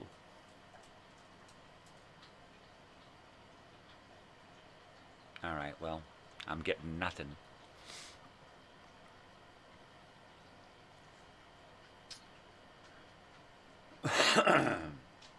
Well, whatever an ARG is, I'm quite sure that I'm probably not. ARG. Hey, ARG. ARG. That's what it is. It's just a burp. It's just a burp, man. Hi, Sam. You eating your kibble? You good boy? Going in. All right.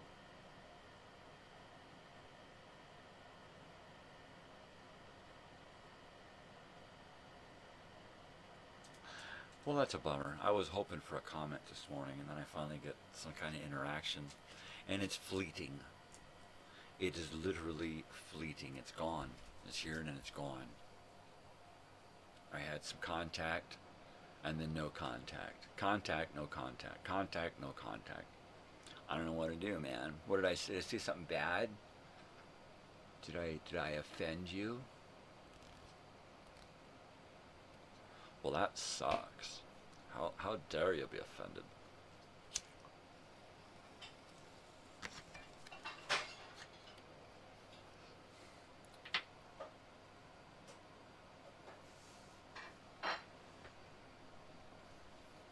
Yeah.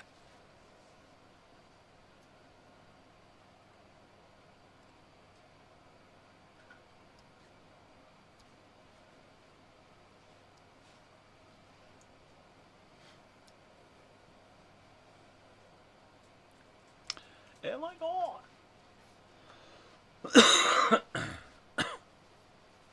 Oh my God. The big cup. Natalia, mírame.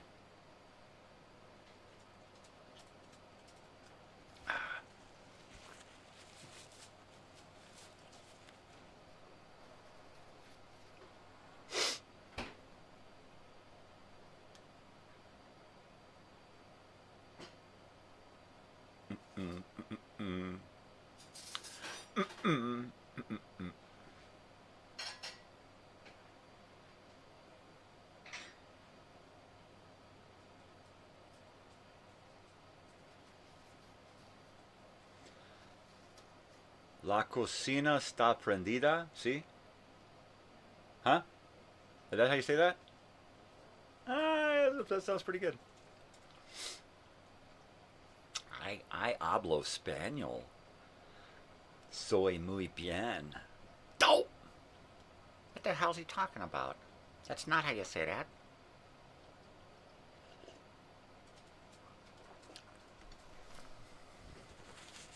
Tu comprendes nada. Alright. Right. Arg. Alright, I'm still hung up on the arg element. Arg element. I just want to go arg. Arg, arg, arg, arg. Argon, arg, arg. Alright, I'll look it up on the computer. Because I do that, yeah. Arg.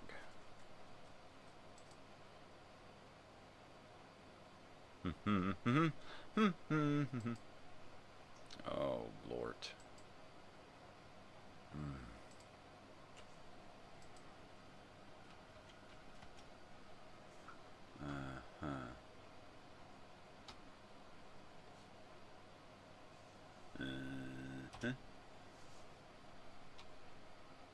Alternate reality game. Is that what I said? I think I said alternative reality game. Alternate reality. Yeah, I guess I was right.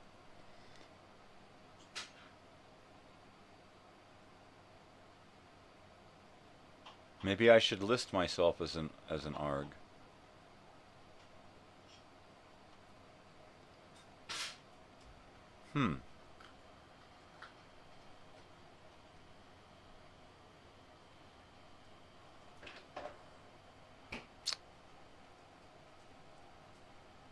I guess that would add a new level of complexity and confusion to my show if I listed it as an ARG, right?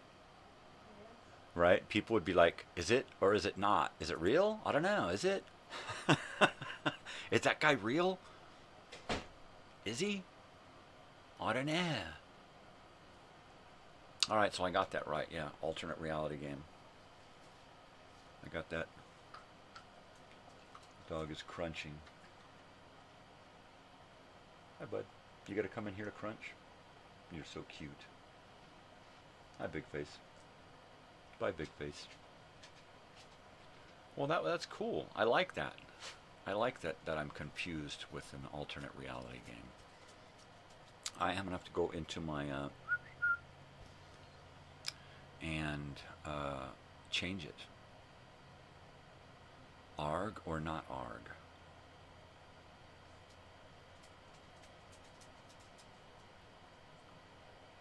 Oh, that's right. I can just say, finally somebody figured it out. My digital alternate reality game has been figured out.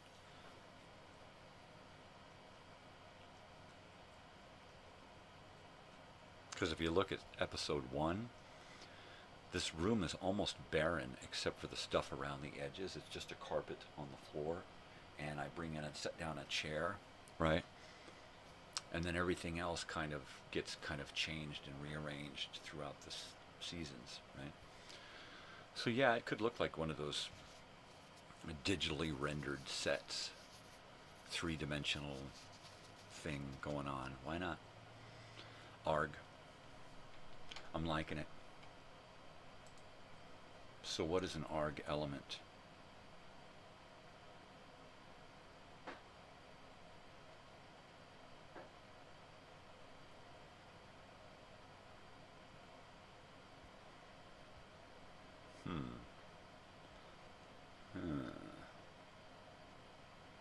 Alternate reality.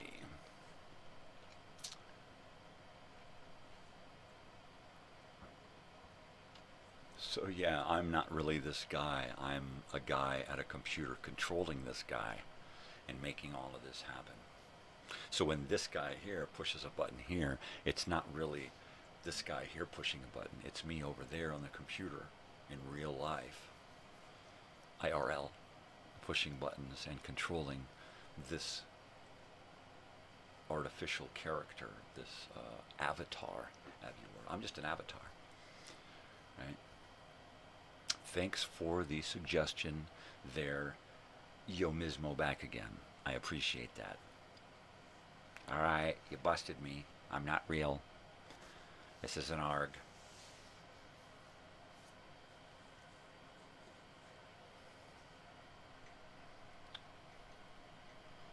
Yeah, baby.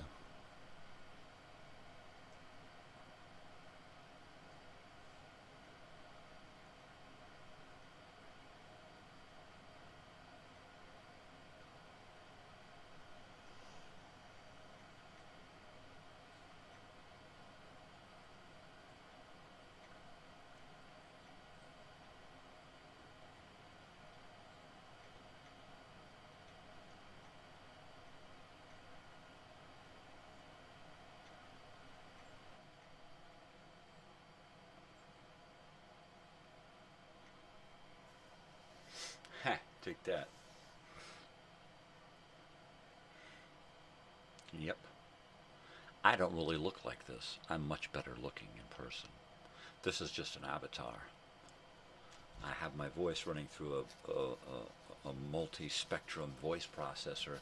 So every once in a while I can push on a button like that, and then I can talk like that. Right? And it's just a flip of a button, man. I'm just toggling, dude. Yeah, I don't even sound like this. Nope. I can't let you hear my real voice, because if I did, then you'd know who the hell I was. And then I'd never get any rest. Right? So I'm just going to keep pretending to be this guy. Because this guy's got nothing going on, and that's what I need in my life right now. Nothing going on. Totally. It's an ARG for my alter ego.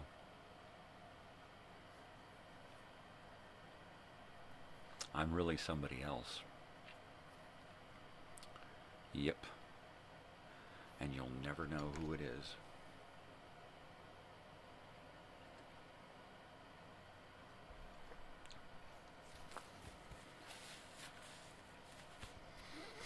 Yep.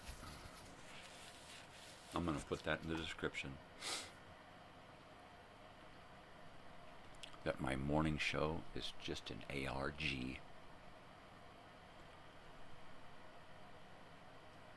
Oh, Sam.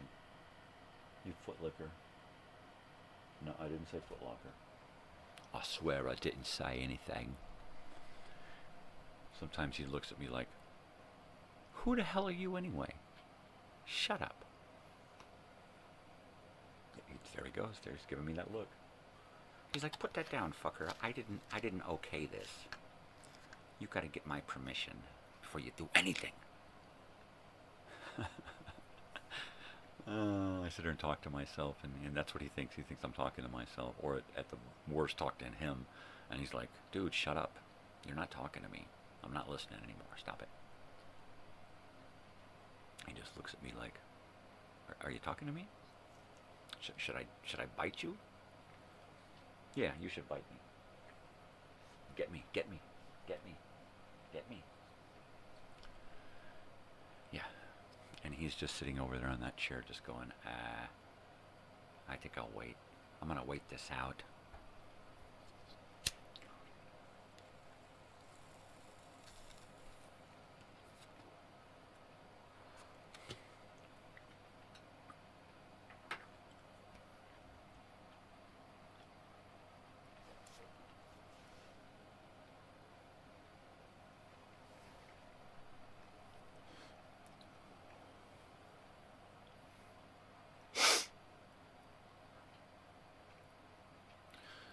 So, I guess it'll be, you can ask me about, you know, if I clean this place up a little and declutter it a little, I think it'll look more like an altered reality game, right?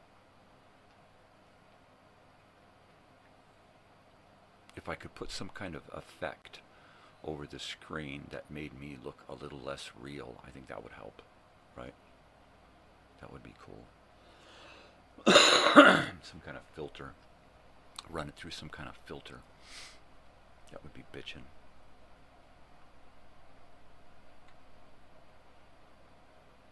And then go to full room view and be able to, you know, walk around the room and do stuff in the room.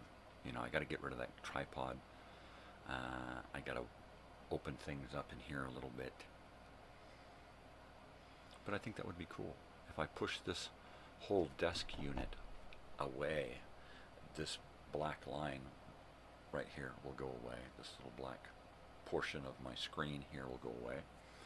And it will give me a better shot, a better full shot of the room if I can get this thing here pushed out into the corner a little more. It'll kind of fade off, and I'll be able to see more of my floor in here. Right now, if I stand in the back of my room here, you can see head to toe. You can see me, and that's cool. So I would like to be able to see more of this side of the room and the cabinet here. So we'll have to change the angle a little bit. I might want to pull that camera back and pull this camera back a little bit, 1.5 feet, so I get a little bit more look at the room. Yeah. But my ultimate plan is to, start using the room more, experiencing the room more. Most of the shelves in the room look like this. This is just one angle. Most of the room is set up like a little museum, and artifacts everywhere, little time travel devices.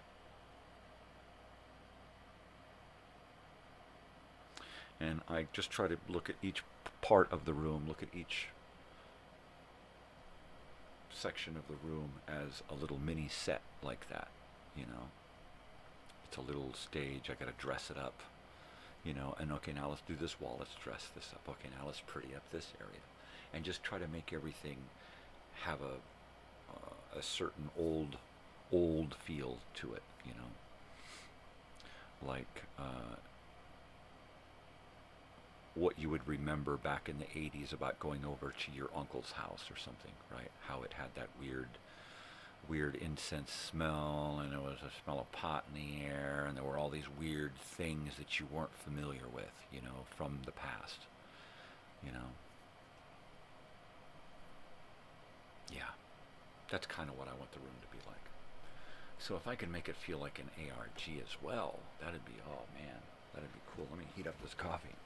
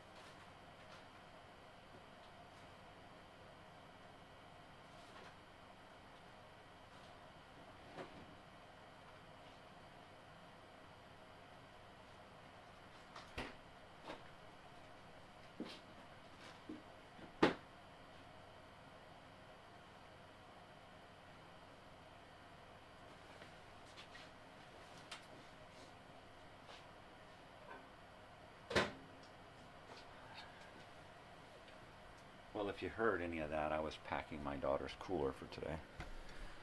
You know, she's like, oh, I don't need that much. Oh, no, I don't only need a couple of these. And I'm like, all right, well, just always take a couple of extra, because you never know. You know, you might have a hard day. It might be ultra hot. You want extra water. You might run into somebody who wants or needs water. You know, oh, I got an extra water in my car. You know, or somebody doesn't have anything to eat. You know, and it's like, oh, I got an little extra munchies here because one of your schoolmates, you know, doesn't have any money or whatever. You know. So that's cool. And most importantly, you never know what's going to happen on your commute, right? I've been on the same little tiny stretch of 10 freeway commuting before, and have been in 1/4 mile spot for 3 hours, right? Literally had to flag down some smart guy who had the common sense to run to Costco and fill up his truck full of stuff, and then drag a wagon down the freeway selling candy bars and waters, right? I literally was starving after having sat in traffic for an hour and a half, knowing full well that I'm not going to get from here to there, you know, before dinner time, and I'm starving. It's like, okay, give me a water and a candy bar. And what made you think to do this? He's like, dude, I was here, and I was just at the beginning of it, and I saw it start, and it was like, and he just had the you know, presence of mind to go and run over and grab a bunch of water and candy bars. And he said, this is my second trip. I'm like, wow, dude, you go. It's crazy. So that being said, I think it's important that they always be prepared for something like that. That was one occasion. There have been so many occasions where I've been stuck on a freeway in a dead stop traffic situation because of an accident or a wildfire or something, and you can't. There's just no alternate route, and you're just stuck. You're in a spot where there's just no way to go around and get where you need to go, except for where you're at, and you just got to wait it out. And that's when it's important to have something extra, have an extra candy bar stuffed in the bottom of your purse. It's a little squished, but hey, it's a candy bar, right? Something. Always keep something available, you know. Always keep waters in your car. Always keep a couple of extra waters in your car. Don't leave them there all the time. If you do, rotate them. But, you know, always take a little extra with you every day. You know, even if it's just that, you know, you're always seeing this homeless person, and you know that them and their dog could use a water, right? Sure.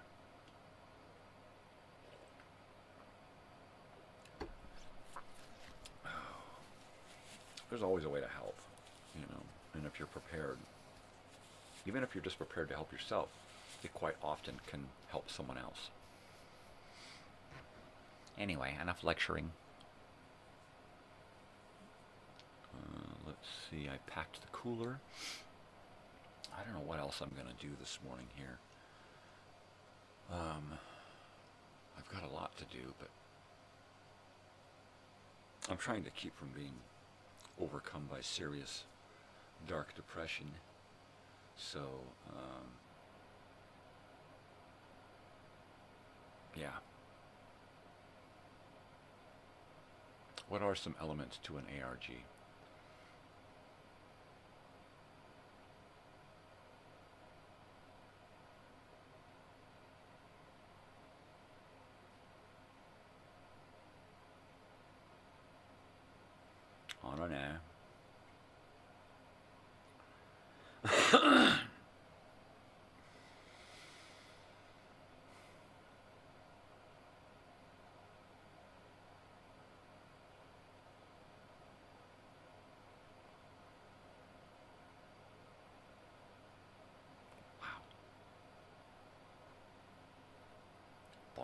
I don't know. Friggin' pain, man. It just comes in waves. Knocks you down sometimes.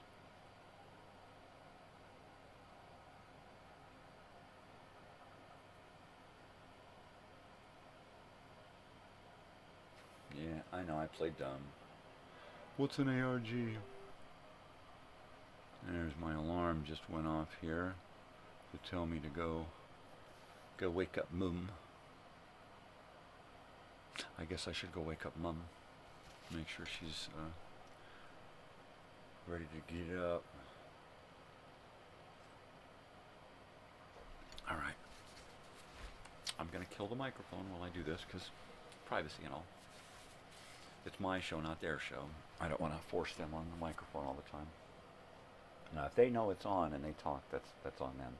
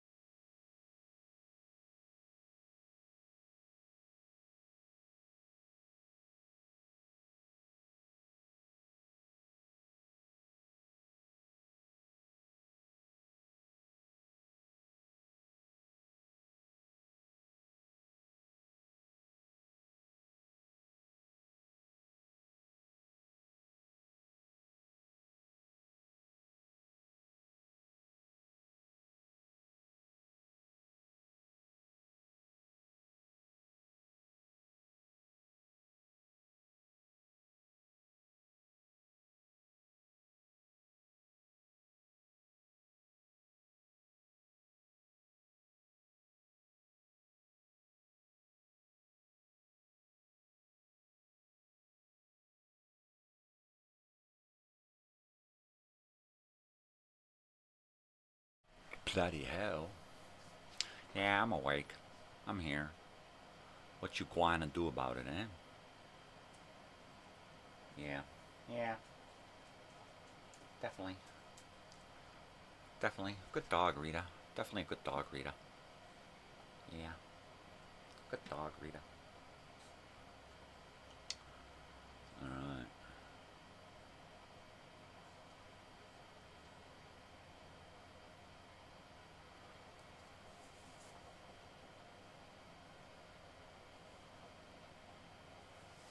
Yeah, I mean, this has got to be an ARG, right? Who else would look like this on purpose? Right? I mean, you don't know what it took to render this character. You know, to get this hair to do what it does. Tough stuff, man. I mean, it's a programmer's frickin' wet dream. It's great. I mean, look at all the shit around here. It literally took me months to render in all of this crap, you know, so and make it usable, so it's not just sitting there, but I can actually, you know, pick something up and use it, and I get no glitches, right? It seems like it's totally real. Look at that shine. Look at that. Look at that. You know what it took to get it to do that? Look at the pixels. Look at those pixels. Is that bitchin' or what?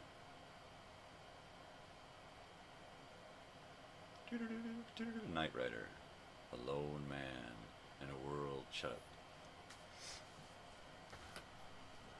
No, really, man.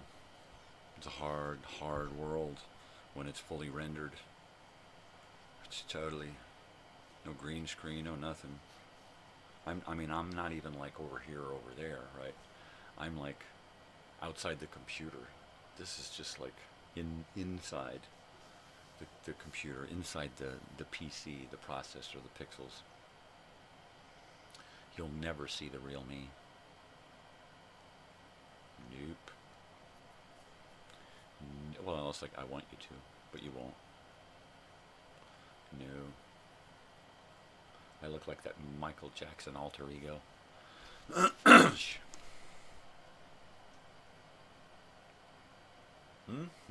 Am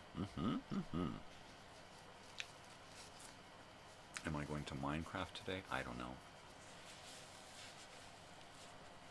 I know I will probably turn my phone back on and turn my smartphone off, because that's the one that's got all the apps, Facebook and all that, and I don't need any of that, only when I'm doing this stuff here, and then I'll just upload my things for today and turn all this off, and then go about my day doing something else.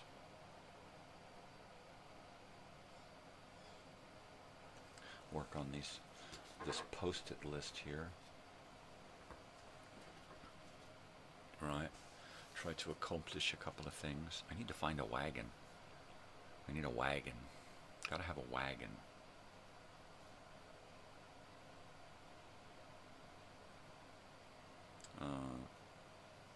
Basically, that's all we need. Well, my daughter needs to get some earplugs.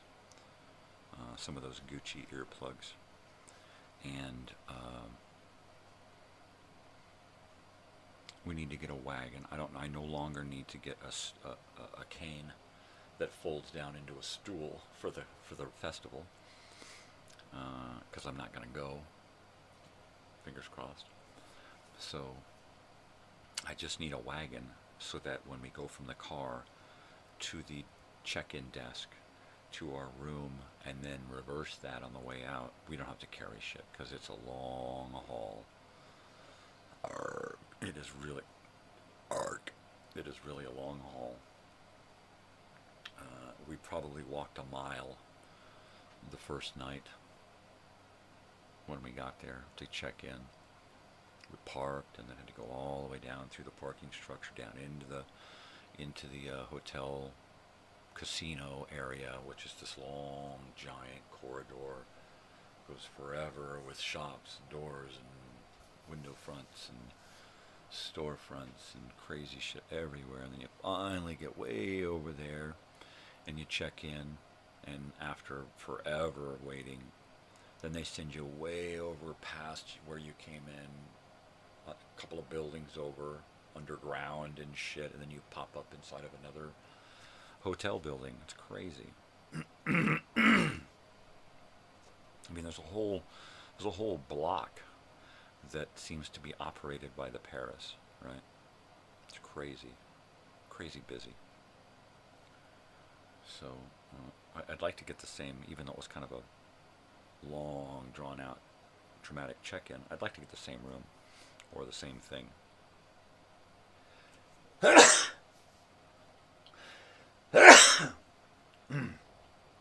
Mainly because it was really, really nice, convenient, clean, fun, good view. You know, it was nice. It's good. Oh, there I am sneezing on my monitor. Oh yeah, I'm telling you. Sneezy, call me Sneezy. Okay. Oh, I can't believe we're going back to Vegas in a couple of weeks.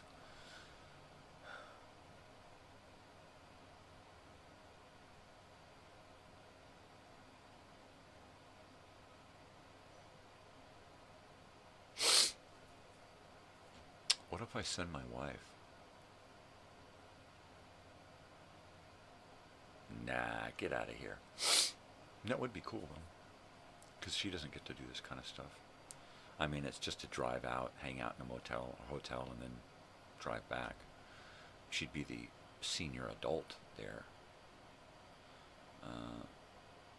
which is all I'm pretty much going to just kind of be, not chaperone so much as just, you know, the wisest person on the road, you know, and just in case, you know, Mr. Know-It-All. Just ask him, he knows what's going on. But it's not like that anymore. I mean, it's more like my daughter knows all the ins and outs now. You know, she's the bitchin' co-pilot.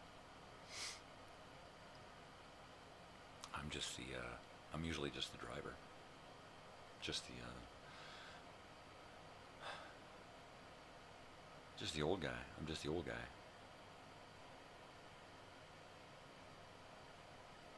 But that would be neat. Send her along. You know, she can hang out in the motel room or hotel room. She could, you know, be there on the road. She wouldn't have to do any driving. But she would be, you know, available.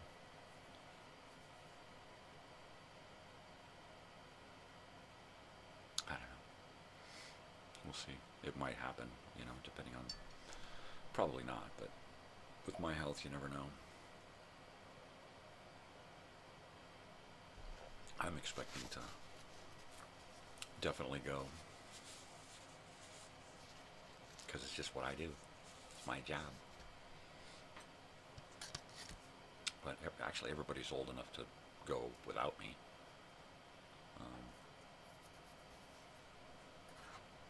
I guess I just go because they need me.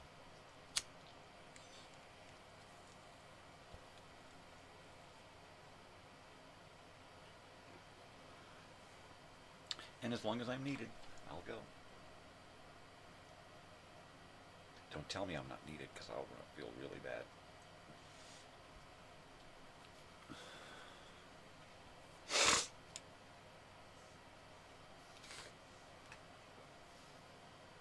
Yeah. Yeah.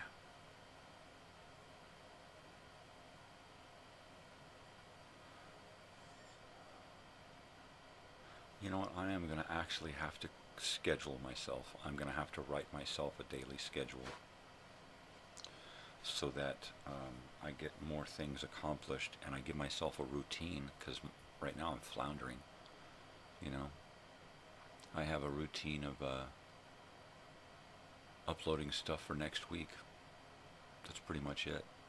Doing my live shows and playing games, watching a lot of TV, listening to a lot of radio. That's about it.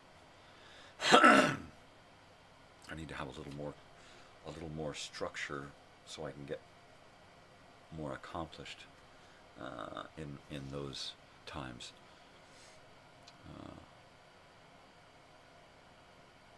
I can always put a book on and listen to an audio book if I want to be entertained, or some kind of audio entertainment, so that it frees up the rest of me, so that I'm not stuck at, you know, staring at a TV or monitor or something. Because, you know, I'm human. I like to be entertained. It's not required. You don't, you know, being a human doesn't mean you have to be entertained because you're a human, and that's the way it seems. Everybody wants to be pleased, entertained, told how precious they are, right? It's not necessary. It's not. It just ain't. Crackle. Crackle, crackle. Bobackle. Hackle, spackle. Put a little of this there. Get that ready. Put my head on straight, and then take it off. I heard a paper towel. Yeah. Anyway. Oh, there it went. There's that old Mr. Payne. Old Mr. Payne. You know, in an alternate reality game, you don't really need pain, but it's a great extra element there to make it kind of seem more plausible in its realism. I was going to say realism. Why not? It's a realism. Yeah, because I live in Rialto. Yeah. So it's just another one of those elements there to make you think, wow, is it real? Is it live, or is it Memorex? All right, I've been found out. This is an ARG. All right. I know I'm rendered to look pretty good, but I'm not real. Took me forever to do all of these hairs. Every one of these hairs I had to draw on the computer, and then make all these hairs so that I could manipulate them like this with my hands. You know how hard that was? I should be patted on the back for how real I made this look. So there, I've been found out. Don't tell anybody, because then the jig's up, man. All right, I'm going to smoke my non-real marijuana here.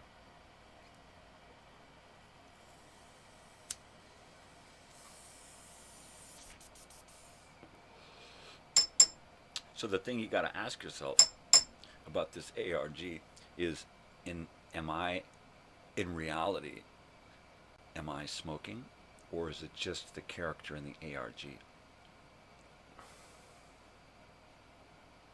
Right? Huh? That'll make, is it, am I in pain, or am I in pain? Huh? Or is either one of us in pain? Is it all real or fake? Is it live, or is it Memorex? I don't know. It's creeping me out, man. Make him stop. All right, I'm going to turn off my sound for a second here.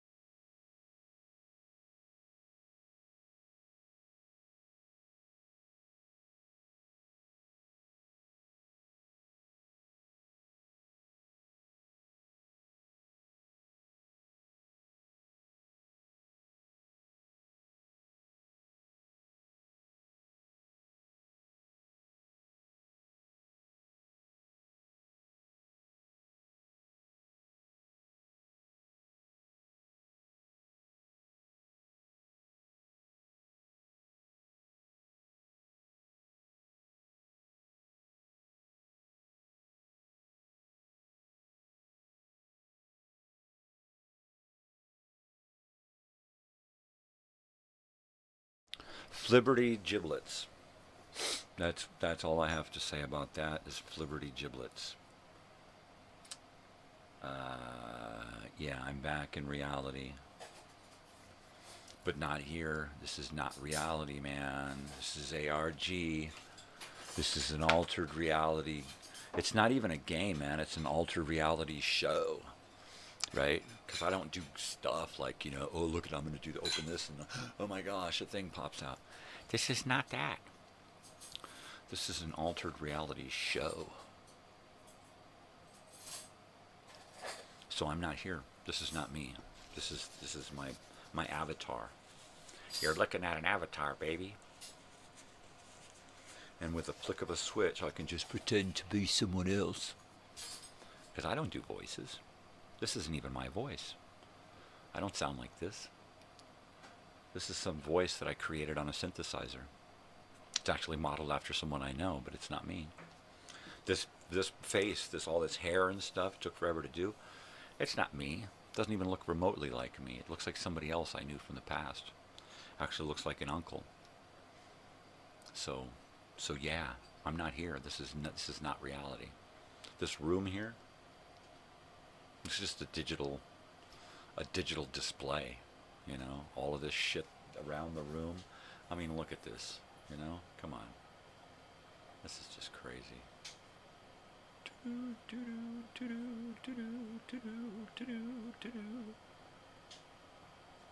Michael?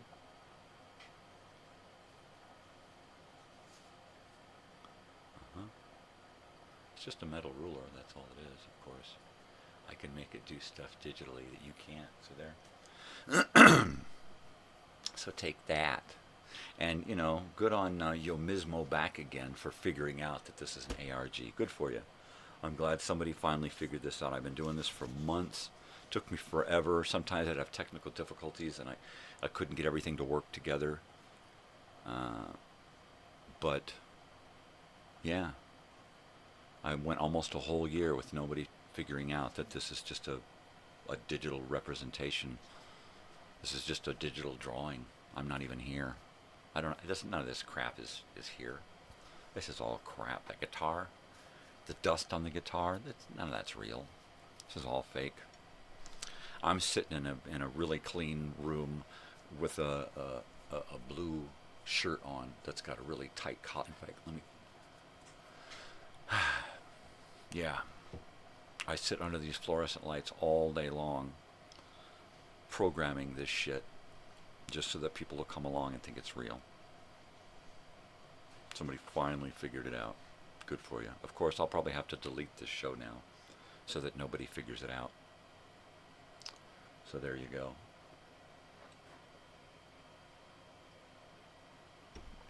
Ah, yeah, baby. That's what I'm talking about.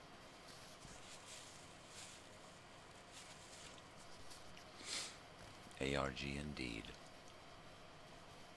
Oh my God, no way. Is that real? Yes. No. Yes. No. I don't know. That dog's not even real. I had to draw this dog. You know how long it took me to create that dog? And to get him to act like that? Oh, you don't even want to know. And then I got 4 dogs that I got to deal with. I don't have any dogs at home. I live in a tiny little shoebox apartment here in Manhattan. I got no room for dogs. Nope. So I come here, I put on my goggles, I create this world, I pretend all of this is real, and I live here in this. It's my escape from my computer programmer's life, you know. So I go to work and I sit in an office and I program shit like this, and then I come home and sit in my home office and program shit like this. My house is like, I got white walls, white lights everywhere, and everything is like, it looks like a surgery. All right, it looks like a hospital surgery. Everything is white and clean and immaculate, and there's only a few things in here. I got a desk, a chair, a computer, and a bed, and that's it. I got a dresser and a closet with like a couple of items in it. You know, on this altered reality thing here, this show, I can have 1,000,000 T-shirts if I want, because I can just draw them in. You know, I can add in more dogs if I want. You know, that's a hard thing to do because they're almost like living things because they have this whole personality you have to program into them. You know, it's unbelievable how hard it is to create a world to look so real like this. You know, and to make me age just over the course of 8 months, to make it look like I'm aging and losing weight and gaining weight and doing all of these things, right? Growing hair, trimming hair. You know how hard it is to do that? To alter the altered reality? Constantly updating it, changing it, a new shirt, you know, a new show, some other crap added in the room here. You know, well, that remote wasn't there yesterday. No, because I literally had in the altered reality, I have to pick stuff up and move them around, and then they're changed. You know, I've got a trash can here that if I put anything in that trash can, it is deleted from my alternate reality here. So I dare not throw anything in there, right? Which makes me kind of a digital hoarder, right? Is this guy for real? No, really. Those noises in the background, that's all fake. That's all fake. That shit ain't going on. The voices you hear, the TV and the sounds, the air conditioner, sound effects. That's all it is. None of it's real. This cup of coffee that's as big as my freaking head, that's not real. People don't have coffee cups like that. That's stupid. You know? People don't smoke this much weed. Come on. It would kill the average person if they smoked that much weed. You know, or drank that much coffee without eating. Come on. People can't do that. And who has stuff in their room that looks like that? Who collects crap like this? I mean, look at that. An old 1932 radio and a 1970s Polaroid camera, right? Ronald Reagan and the Kennedy boys. I mean, come on. This is crap. This ain't real. Come on. Anybody who thinks this real is... they're like off their rocker. But hey, I'm just saying, I'm going to have to delete this show because I've given way too much away. So this episode is going to go the way of the dodo. Otherwise, it kind of loses its mystique, its mystery. If you think this is real, then that's where you're like scammed, right? The one guy, Yo Mismo back again, he figured it out. This is not real. This is not real. Who does this shit? Who sits here and talks about nothing, right? Some guy who lives in New York in a tiny little apartment with absolutely nothing in his life, and he's got to create this whole world, family, friends, dogs, all of this stuff, because I got nothing. But I have this world that I can immerse myself in, you know, every morning. Every morning, I get done with my work, have breakfast, go to my apartment, and do this, and pretend I'm on the West Coast. Yep. Living in the desert. Why the desert? Because it's the exact opposite of New York, right? An island surrounded by water, and I'm in a desert surrounded by sand. I prettied it up. I decided to make my alternate reality here in Joshua Tree because they got those funny little desert trees, you know? And I figured I don't want to be in a real forest because that would be too real. Look at him, he lives in a pretty forest. So I live in a desert with those funny little Joshua trees, you know? I don't even upload these videos onto YouTube. It's the alternate I put the alternate reality. This guy, I put him on automatic, and he decides what to upload. I literally have a database of all of this crap, and my alternate reality avatar decides all of this stuff. All I do is talk through a synthesizer that creates this voice, but all I do is talk, right? And as I talk, my avatar moves its hands around in explanation of what I'm saying. Or if I decide to go over and do something, then I have to get up and manipulate my avatar around the room, right? But this is all fake. This is all fake. This isn't real. Nobody has this many stupid t-shirts, right? I mean, this cup alone should give it away, right? Come on. Come on. And nobody has this much old crap in their living room. I mean, why would you keep all this old crap around? Because it's not really here. It's not. I had to draw in all of it. 2 reel-to-reels. I figured out what the hell. I'll just double up. I just copied and pasted. Look, that's it. Put the reel, put the other one on the other. You know, I mean, come on.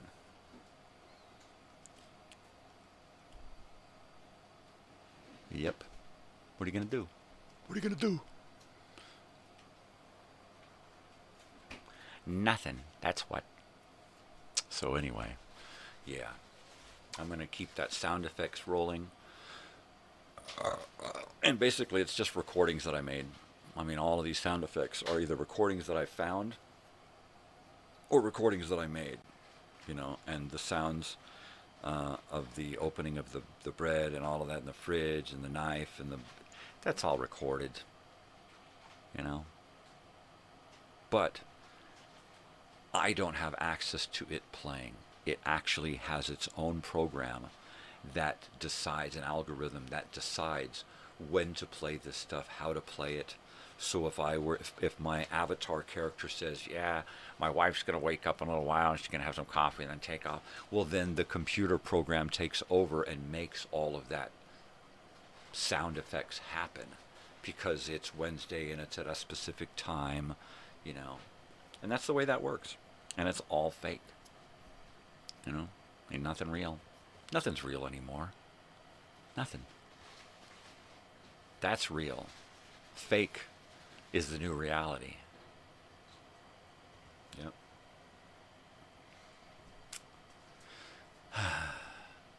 I don't know how to speak Spanish. I don't even understand one iota of Spanish. It's just in the program, baby. That's it. I mean, where would a guy in New York learn Spanish, right? In school? I don't think so. I went to PS 132, you know, that ain't... Nope.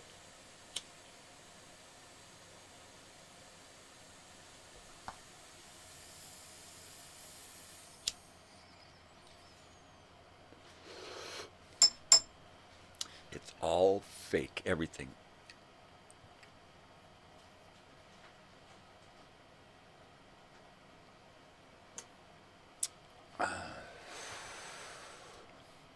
My avatar probably wants more coffee, but there's none. It all went into that giant frickin' vat, that popcorn tub. It reminds me of when you first saw those Big Gulp, the 7-Eleven Big Gulp cups, right? It was like the first time you saw those. It's like the first thing that came to your mind was 7-Eleven has theater-size Coca-Cola cups. Remember? Because in the theaters, you could get the small, medium, large, and extra large. And the extra large was a 32-ounce cup of soda. Of course, if it was a long movie, you had to use that to pee in halfway through the movie. But it was a giant cup, and you could only get that in the theater. And then I remember seeing it on War Games, the movie War Games with Matthew Broderick and Ali Sheedy, right? And there's this scene where he's coming out of 7-Eleven, and he's got this Big Gulp, it says Big Gulp right across it on in his hands. And I got to turn down the sound effects a little. And it was like, wow, that is a big cup of soda, you know. And there's no lid on it, no straw, and he's like sipping it like it's a big giant 50-gallon drum of something, you know. And it's just giant. And just see that for the first time, that was crazy, you know. Absolutely friggin' nuts. And that's kind of what this coffee cup reminds me of, that giant Big Gulp. I should put Big Gulp on the front of this thing. Maybe I can have the guys over there, the girls at the t-shirt place, have them screen print something on the front of this mug. You know, Elsinore Brothers Studio would look great on the front of this mug. Wouldn't it? Wouldn't it? That'd be friggin' awesome. Yeah. Maybe I'll do that. I'll get me a couple of cheap mugs. And when we're doing the labels on the inside of the t-shirts, oh no, we're doing a photo transfer, so we won't have to switch colors and do different setups and stuff. So that's cool. And then of course the graphics on the front are going to be pretty much cheaper to do a screen print, because they're going to be like 1-2 colors. So that's cool. Ooh, getting excited about that. What the hell was I doing when I made that sound effects? I know, because what I'll do is I'll just put my digital recorder on and set it down in the kitchen or in the living room, wherever I'm at, and then I'll just record these sounds. And then I just put them into the computer, and they become a part of the algorithm. So the algorithm decides, I'm going to start chopping, I'm going to start doing this, right? So I don't even remember where that sound effect comes from, what I was doing. Was I making dinner? Was I making lunch? Was I making breakfast? Did I just put it down as chopping and bagging food or something? You know, I don't remember. I don't friggin' remember. But that's what happens when you create this world, and then you just kind of push play and you just let it happen, right? It's like having a Minecraft character that you can put on automatic and just kind of let it go, right? So that's what this whole ARG is. You know, it's just kind of on its own, you know, and I can step in and be the voice, altered as it is, but I can just step in and be the voice, you know, and then control this avatar and make them get up and get coffee and let the dogs in and out, in and out, in and out. That dog thing, I just put that on automatic. It's like, okay, you're going to let the dogs out 20 times this morning. And then the algorithm decides when I'm going to get up and go and you know, sometimes I've been controlling and the computer will take over, the algorithm will take over the avatar away from me just to get up and deal with the dog while I'm right in the middle of something. And it's annoying because that's the way it's programmed. It's programmed to be responsible for itself more than I am. Right? And that's crazy. But that's the way it works. So, yeah. So I will get shut down by the computer, who will decide, look, you have to, the character has to do this. It's in the character's nature to do this, so you're on pause while the character in your avatar does this. Right? When does that happen, right?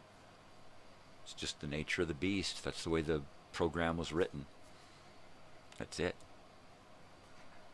I'm going to have to write in some more things in the background here. Right?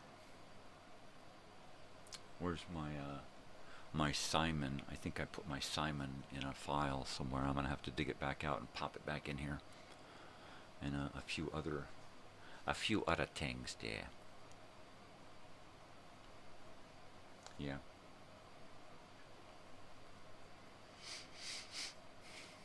But for the most part, I mean, I programmed the avatar to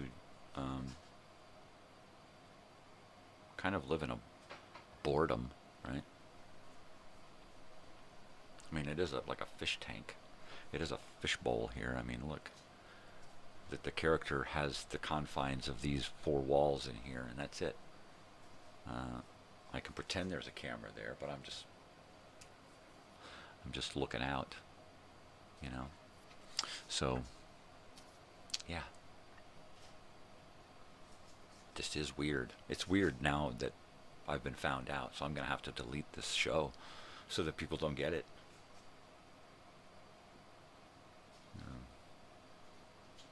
In reality, I'm writing a post-it. Actually, it's a note on my phone. That'll remind me to, it's an alarm that's going to go off and remind me after the show to delete this show. Unless something comes up and I get sidetracked.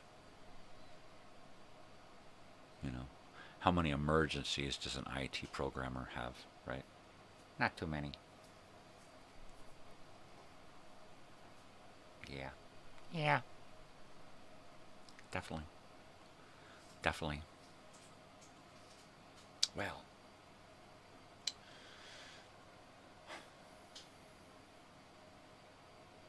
The Hypnotized Audience. The Garbage Chute Murder.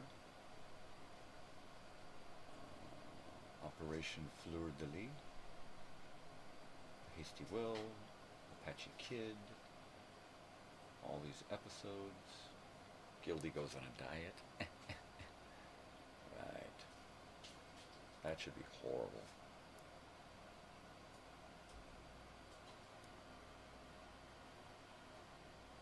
Got another Halloween show coming up this week on the old channel.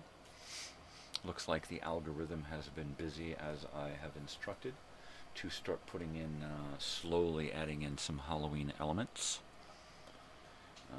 When I set my avatar on automatic, it just goes through the files and pulls out stuff and says, how about this? And then, of course, I get final approval. Most of the time, I just let the avatar deal with it, you know.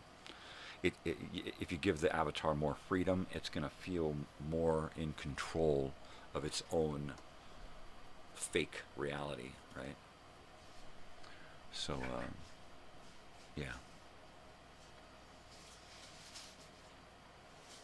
And, you know, it's come a long way, this digital character here has really come a long way. This ARG, this world has really come a long way since I started this, and all my character could do would be to come in here and sit and drink coffee in a one chair in a, in a room with stuff around. That was it. And slowly but surely I've been able to render in all of this stuff and bring this little tiny room to life. I've even written in a couple of characters and have had them come into this altered reality as a program, as someone else, and join me in this thing here. A couple of people that have been here on camera who don't really exist, yeah.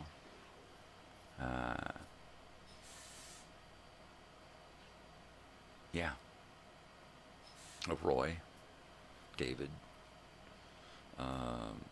Joey. Well, Joey wasn't on camera because that's the way I wrote that character, to be shy. But yeah, this is all ARG, man. Good on you, mate, for figuring it out. Yeah, way to go.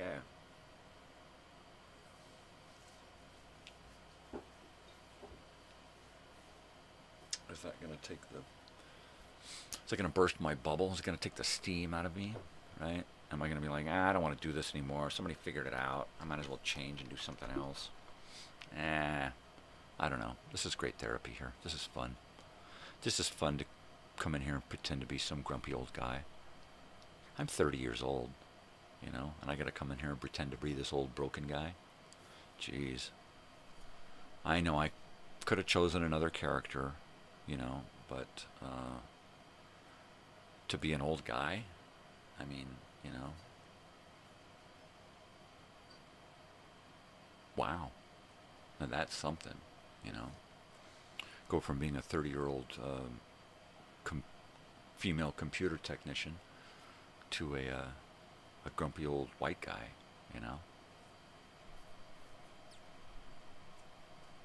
Now that's a challenge.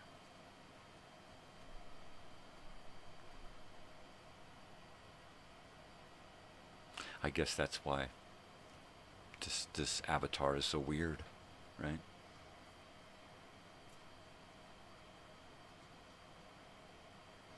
It's a lonely life, computer programming.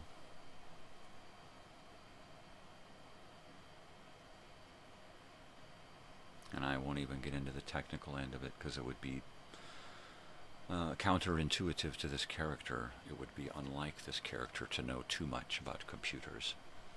So I'm not going to go there. I'm going to do my funny voices, push my buttons, make my funny sound effects, act like this is all real, pet my digital dog over here who sleeps. Okay. This programming is waking up.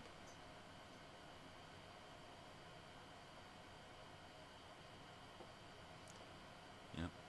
And there you go. And now his eyes are wide awake. Why? Because I interacted with that part of the program. It's as simple as that. It's just programming, man. That's all this is.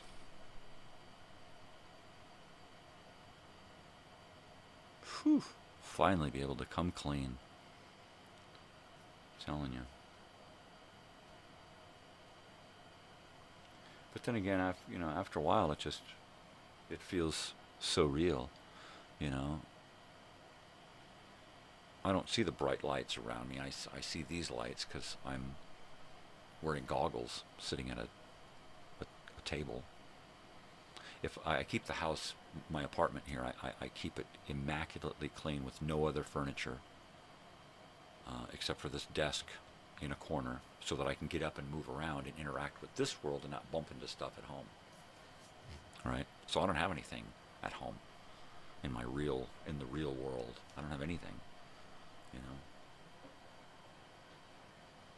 That's it. Nothing. Even my desk isn't really a traditional desk. Why? So I don't trip over it when I have my goggles on. How many times have you seen that? Somebody all of a sudden get up and start running across the room with controls in their hands. Sheesh. I don't use traditional controllers either. I use the whole suit. But we won't get into that because then that'll be too much uncharacteristic. So let's get back to this.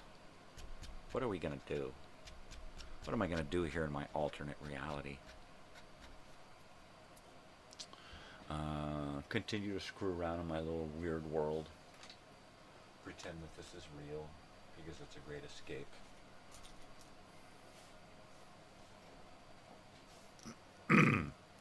Oh, that's right. That is turned off. I'm going to have to switch it up. Right. Switching it up. Switching it up. Oh, now see that? You plug it in and it turns on automatically. It was charged. It didn't have to do that. It wants you to be on, right?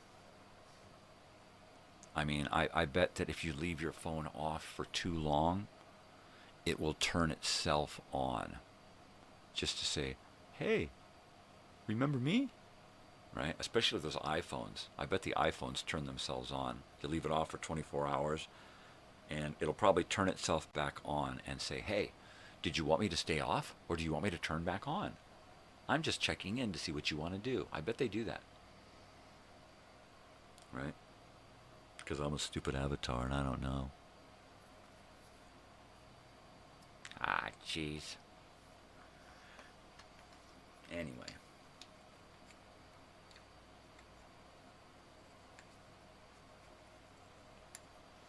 So what am I going to do today here so I can program me to do it?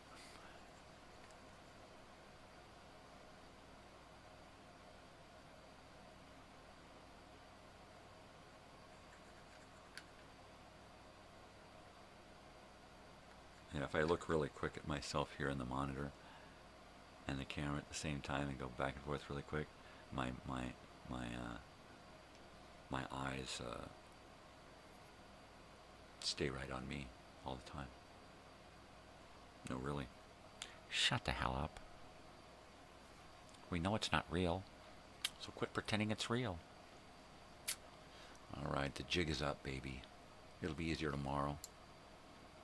After I delete this show, nobody will ever know that this is ARG. Now I can't stop talking about it. The cat's out of the bag, baby.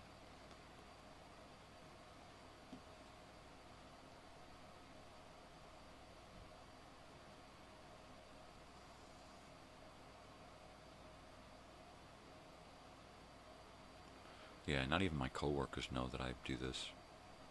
Pretend to be a 56-year-old man doing a show on a channel as a whole complete alter ego. Nobody knows. Family, coworkers, friends. Nope. They're all clueless. But then again, I don't have many of either. Any. Right? So, it makes it easy. I got more friends and family and people here in this ARG.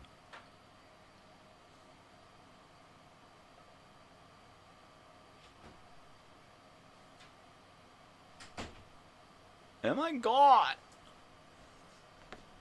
You leaving? Yeah. Oh. Have a good day. Lita Bobita. Love you, Lita. Okay, we'll drive safe. Have a good day. Call me. We'll do lunch.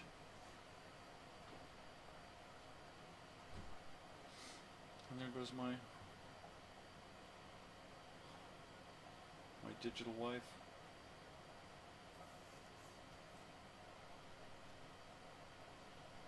I'm gonna have to put the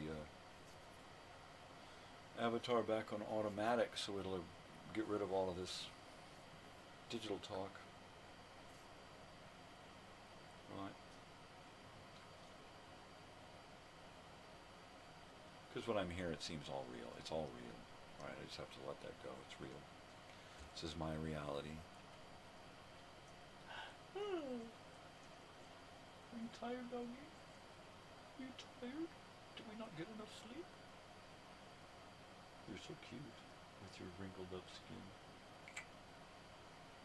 What do you want to do today, Sam? Huh? FYI, why do you think I'm always leaving from here going to bed? Because I've been up all night programming. This is just the wind down here.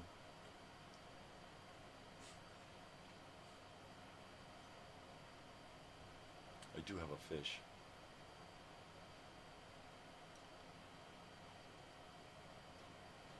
His name is Henry. I've always had a fish. Since I won a fish when I was in Girl Scouts back in the late 90s. Hi, honey, love you. See? Have a great day.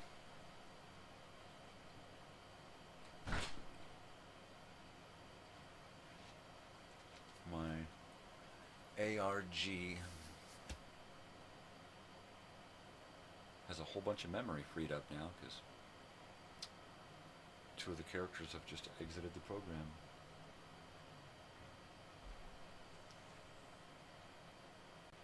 Sometimes it causes a technical glitch because the program doesn't know what to do with all that extra memory, so it tries to introduce other elements, but I designed this to not have a bunch of weird elements, you know.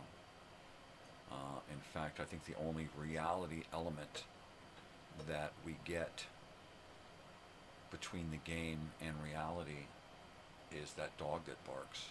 My neighbor has a dog, and she puts it out onto the apartment patio in a cage and lets it sit out there and bark, or it sits in the apartment next to me and barks, right? And in New York, the last thing you want to do is have an annoying animal next to you, because there's nowhere to really hide, right? Everything is like right close next to you, everybody. You hear everybody's conversations and everything, and when it's a yapping dog, it just drives you crazy. There's like no rest, right? So that's the only thing that's really spilled over from IRL into the ARG. That's it. And it's not a game, it's more like a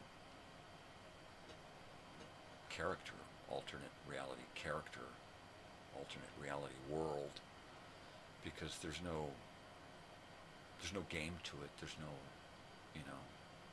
there's no prize at the end of this.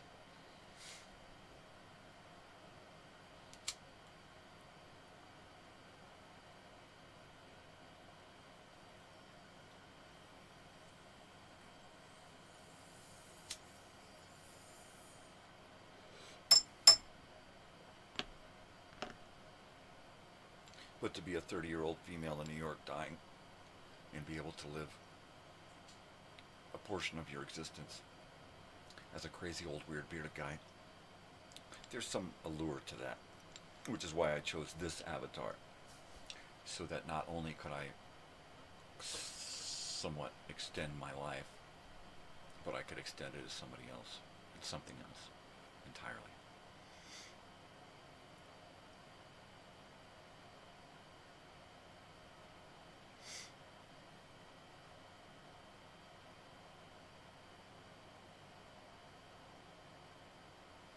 Yeah, but I just want to try to stay away from dark, depressive places.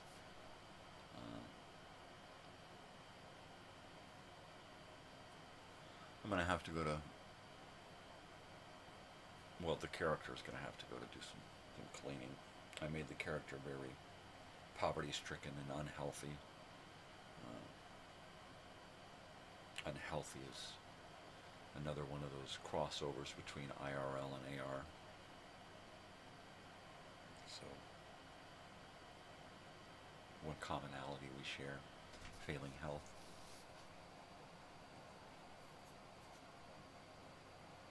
And a healthcare system that has failed. Failed us both. Sure, I could make my character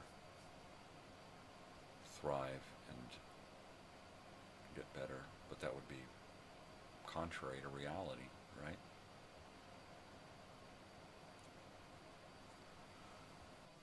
Because the reality is most of us who are stricken and afflicted. That's it.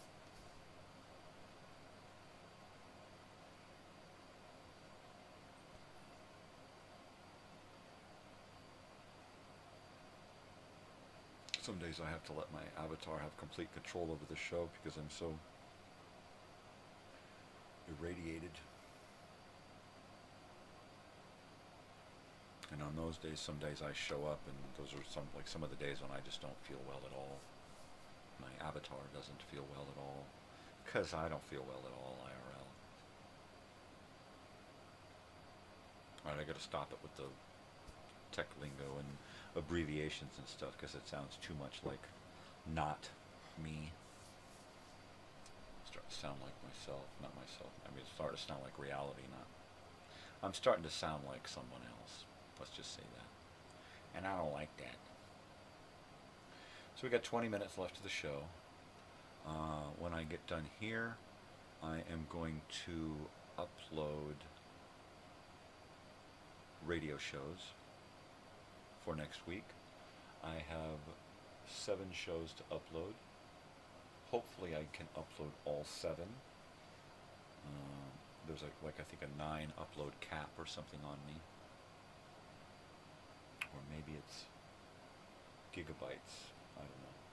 So I'm going to upload what they'll let me upload today, and then again tomorrow we'll finish off any radio shows they don't let me upload, and I will get into uploading the educational films for next week. And tomorrow is Thursday, and my music video is going to be premiering tomorrow at 5. So there's that. So I'm hoping that's fun. People like it. Yeah.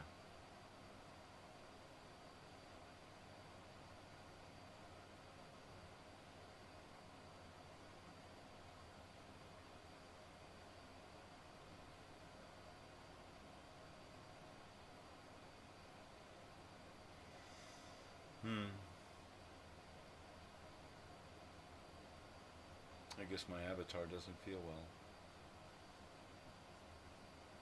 Nor do I. We're connected.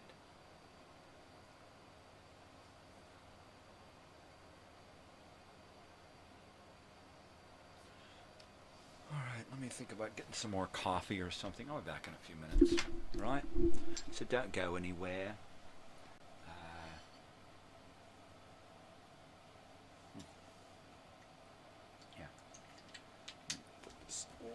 I'll be right back. Let me see if I can get some more something here.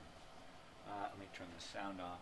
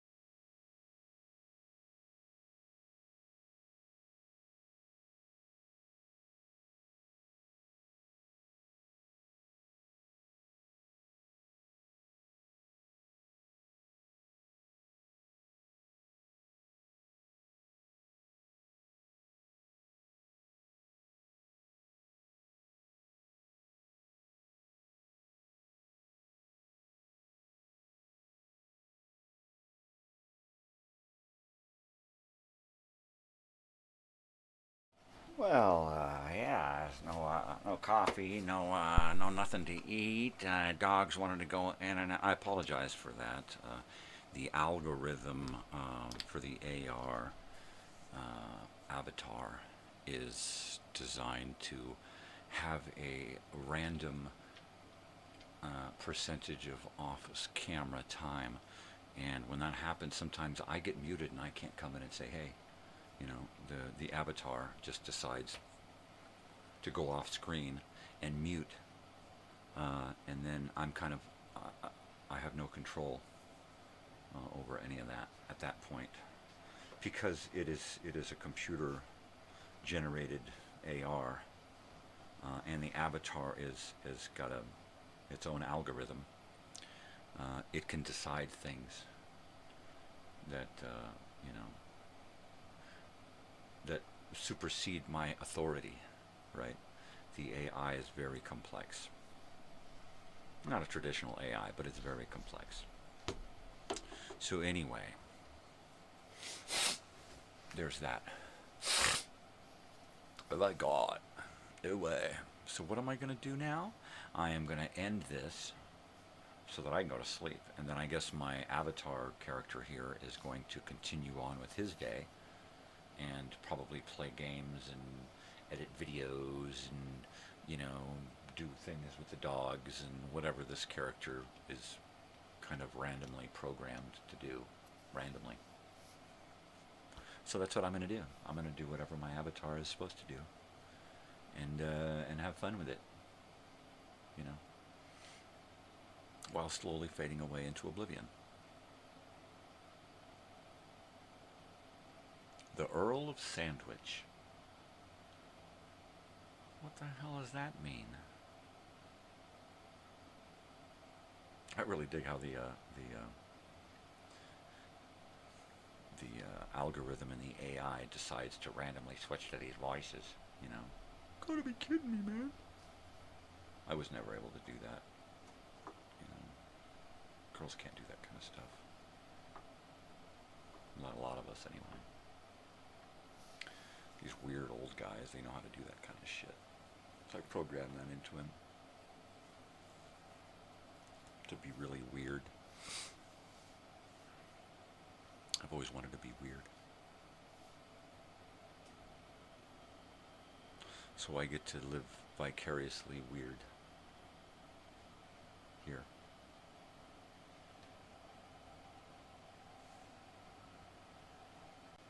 Yep. Well, it's amazing how, you know, 2 hours and 50 minutes can go by really, really quick, and then the last 10 minutes just feels like it's dragging on forever. Gosh, am I done yet? Gosh, am I done yet? Gosh, am I done yet? Gosh, am I done yet? Gosh, am I done yet? Gosh, am I done? Right? I got into a loop there. Right. I got looped. I was feeling a bit loopy. I was living on Lupin Street. Alright, well, my phone is back on. I plugged it in accidentally. Just thought, oh, I'll plug it in while it's sitting here off. And it turns itself on. So I'll be turning my other phone off, the one that's got all the apps and stuff on it, because I don't need that. That's the one that's got all the social media and YouTube and Netflix and all of that crap. This phone here that's now back on and turned on is basically just a phone. That's all I use it for. That's it. And since family's out for the day, I've got to keep it on as an emergency precaution. So there's that. Bam, I'm instantly connected again. That didn't last long, did it? So I can turn this other one off here at the end of the show, because it just, right now it's just a monitor. Arg. And what am I going to do sitting here?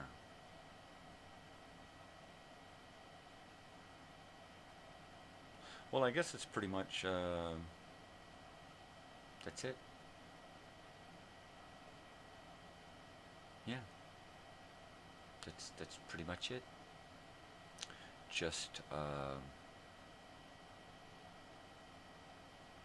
do my YouTube uploads for next week, whatever I can squeeze in today. I'm going to call the dentist and postpone my appointment. Just set it out another week or two.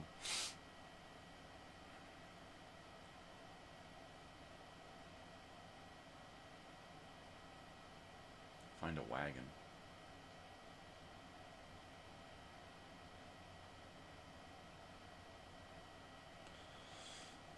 Find a wagon.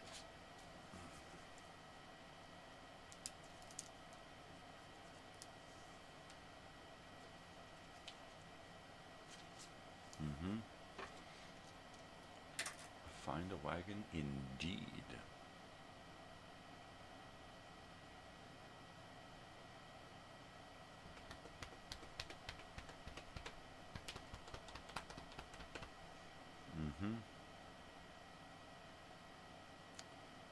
Gosh.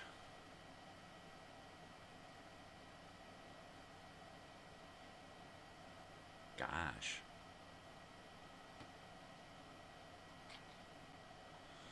Well, I think things are pretty much in a vegetative state right now here in my little world,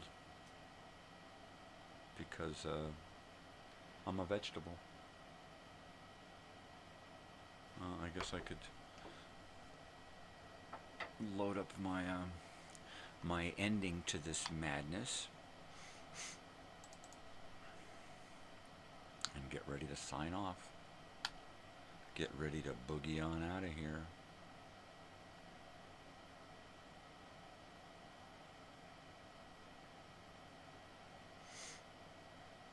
Right?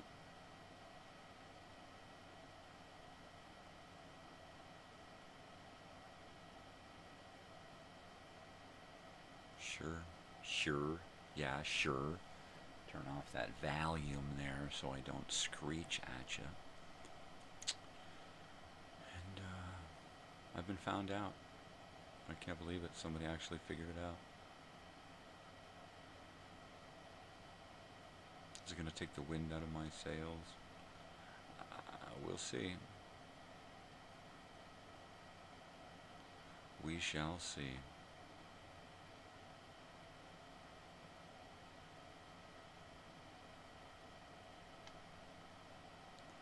We shall see.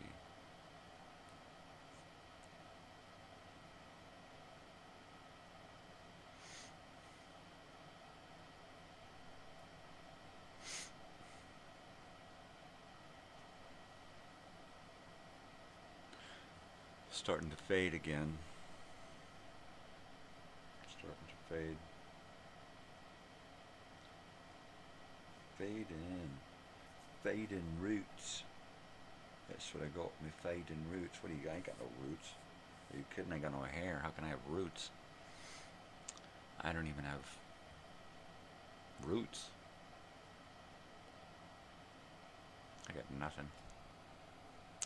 Alright. Most especially, I don't have an audience.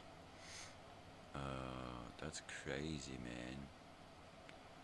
Wow. Well, that's cool. It was kind of a weird show anyway, you know, with the whole truth coming about. So, there you go. I'm going to have to rewrite some of this programming. Yeah. Well.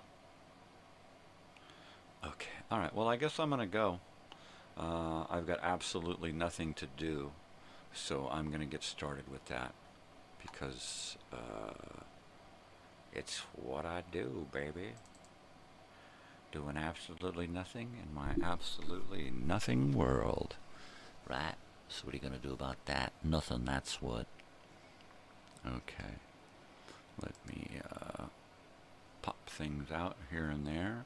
And I just want to say, everybody, to have a great day out there. While you're out there in the world, be sure to spread peace and love, not bullshit. Do something for yourself, but do something for somebody else as well. Why? Because we're not alone in this world. We're all in it together. All right, but most especially everyone out there, stay weird, because if you ain't weird, nobody's going to do it for you. All right, love ya. Adios.